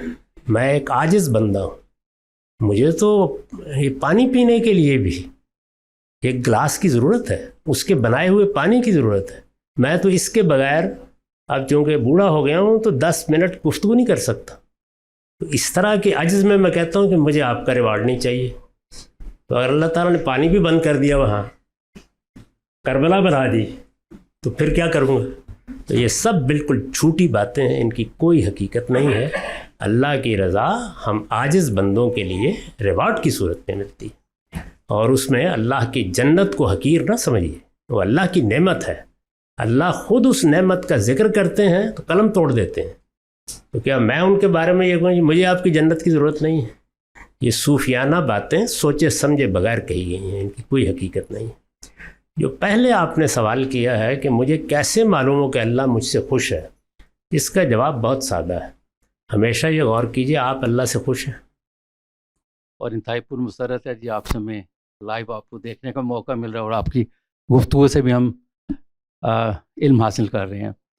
اور میرا ایک بڑا بنیادی سا اور ایک سہل سا کویشچن ہے کہ اللہ کو ہم سے مطلوب کیا ہے، اور ایسا ہم کیا کریں جو آج کل کا مطلب سوشل میڈیا کا بھی دور ہے، جہاں پہ ہم دیکھتے ہیں کہ آپ 3 دفعہ یہ پڑھ لیں تو آپ کے تمام پچھلی صفایا صاف ہو گیا، آپ گناہ آپ کے پاک ہو گئے. تو ہم سے اللہ کو مطلوب کیا ہے، اور ہمیں کیسے پتہ چلے کہ ہم کامیاب ہو رہے ہیں یا ناکام ہو رہے ہیں، اور ہم کس راستے پہ چلیں جس پہ ہم سمجھیں ہیئر اینڈ ہیئر آفٹر ہماری کامیابی ہو. اللہ کو آپ سے کیا مطلوب ہے؟ ایک لفظ میں اس کو اللہ تعالیٰ نے خود بیان کیا ہے، تزکیہ، پاکیزگی. بدن میں پاکیزگی، پرونوش میں پاکیزگی، اخلاق میں پاکیزگی. یہ اللہ کا مطالبہ ہے، اس کو آپ نے پورا کرنا ہے. یہ مطالبہ آپ نے اگر پورا کر دیا ہے، جتنا پورا کیا ہے اس کے لحاظ سے وہ قیامت میں آپ کے ساتھ معاملہ کرے گا. پیوریفیکیشن، آپ اپنے اندر اور اپنے باہر میں کتنے پاکیزہ ہیں اس کو متعین کر دیا. دیکھیے 2 لفظوں میں اس کو بیان کیا، وَنَفْسٍ وَمَا سَوَّاهَا فَأَلْهَمَهَا فُجُورَهَا وَتَقْوَاهَا قَدْ أَفْلَحَ مَنْ زَكَّاهَا وَقَدْ خَابَ مَنْ دَسَّاهَا. میں نے انسانی نفس کو بنایا اور سنوارا، اس کے ساتھ ہی اس میں خیر اور شر کو الہام کر دیا. اب میں یہ دیکھ رہا ہوں کہ کون تزکیے کے ساتھ اس کو پاکیزہ بناتا ہے، کون اس کو آلودہ رکھتا ہے. جس نے اس کو پاکیزہ بنایا وہ کامیاب ہو گیا، جس نے اس کو آلودہ رکھا وہ ناکام ہوا، خائب و خاسر ہو گیا. پورا دین ان چند لفظوں میں اللہ تعالیٰ نے بیان فرما دیا. یہی سارے دین کی دعوت ہے. تو تزکیہ، اس میں نہ یہ درود پڑھ لیا تھا، نہ یہ فقرہ یاد کر لیا تھا، نہ یہ بات کر دی تھی، کوئی چیز بھی اللہ تعالیٰ کو. وہ ساری چیزیں معاون ہیں. مثلا یہ کہ اللہ تعالیٰ نے اس تزکیے کے لیے پیغمبر بھیجے، اللہ تعالیٰ نے اس کے لیے اپنی کتابیں نازل کی، اللہ نے اس کے لیے اپنی شریعت کی طرف ہماری رہنمائی کی. یہ ضرورتیں ہیں جو اللہ نے پوری کی ہیں، اس کی عنایت ہے کہ اس نے پوری کی ہیں. تو اصل چیز کیا ہے؟ تزکیہ. یہ مطلوب ہے آپ سے. اس لیے اس کو سامنے رکھ کر جب آپ اپنی زندگی پر غور کریں گے تو بالکل صاف سیدھی شاہراہ ہے، اس پر ہمیں چلنا ہے. اور انسان کو تزکیے کا اور تجزیے کا 2 لفظ استعمال کیا نا اللہ تعالیٰ نے، آلودگی کا اور پاکیزگی کا فطری شعور دیا گیا. یعنی اس کے لیے کسی رہنمائی کی ضرورت نہیں. البتہ بعض جگہوں پر ہم اپنی تربیت اور تعلیم کی وجہ سے غلط فہمیوں میں شکار ہو جاتے ہیں. اس کے لیے اللہ نے پیغمبر بھیجی. یہ بات کہ آپ اللہ کو یاد کریں، ظاہر ہے کہ اللہ کو یاد کرنا تزکیے کا سب سے بڑا ذریعہ ہے. اللہ کی یاد سے دل جتنا آباد ہوگا، بار بار یہی کہا ہے. نماز جیسی چیز کے بارے میں فرمایا ہے کہ کیوں میں نے 5 وقت فرض کی ہے، اقیم الصلاۃ لذکری، تاکہ تم مجھے یاد رکھو. اب یاد رکھنے کے لیے کچھ چیزیں اللہ نے مقرر کر دی ہیں، جیسے نماز ہے، روزہ ہے. کچھ چیزیں وہ ہیں جن کے بارے میں اصولی بات کہہ دی ہے، دعا کرو، مناجات کرو، میری صفات کا استحضار رکھو. وہ آپ اپنی زبان میں رکھیں، آپ اس میں عربی زبان کے الفاظ استعمال کر لیں. آپ الفاظ استعمال نہ کریں اور دل میں اس چیز کو اس طرح محسوس کریں، یہ سارے اختیارات آپ کے پاس ہیں. تو چنانچہ تسبیح کیا ہے؟ اللہ تعالیٰ کے بارے میں اس چیز کا استحضار کہ کوئی بری چیز اللہ کو لاحق نہیں، وہ کبھی ظالم نہیں ہوتا، کبھی اپنے بندوں کے ساتھ زیادتی نہیں کرتا. تو اس کو تسبیح کہتے ہیں.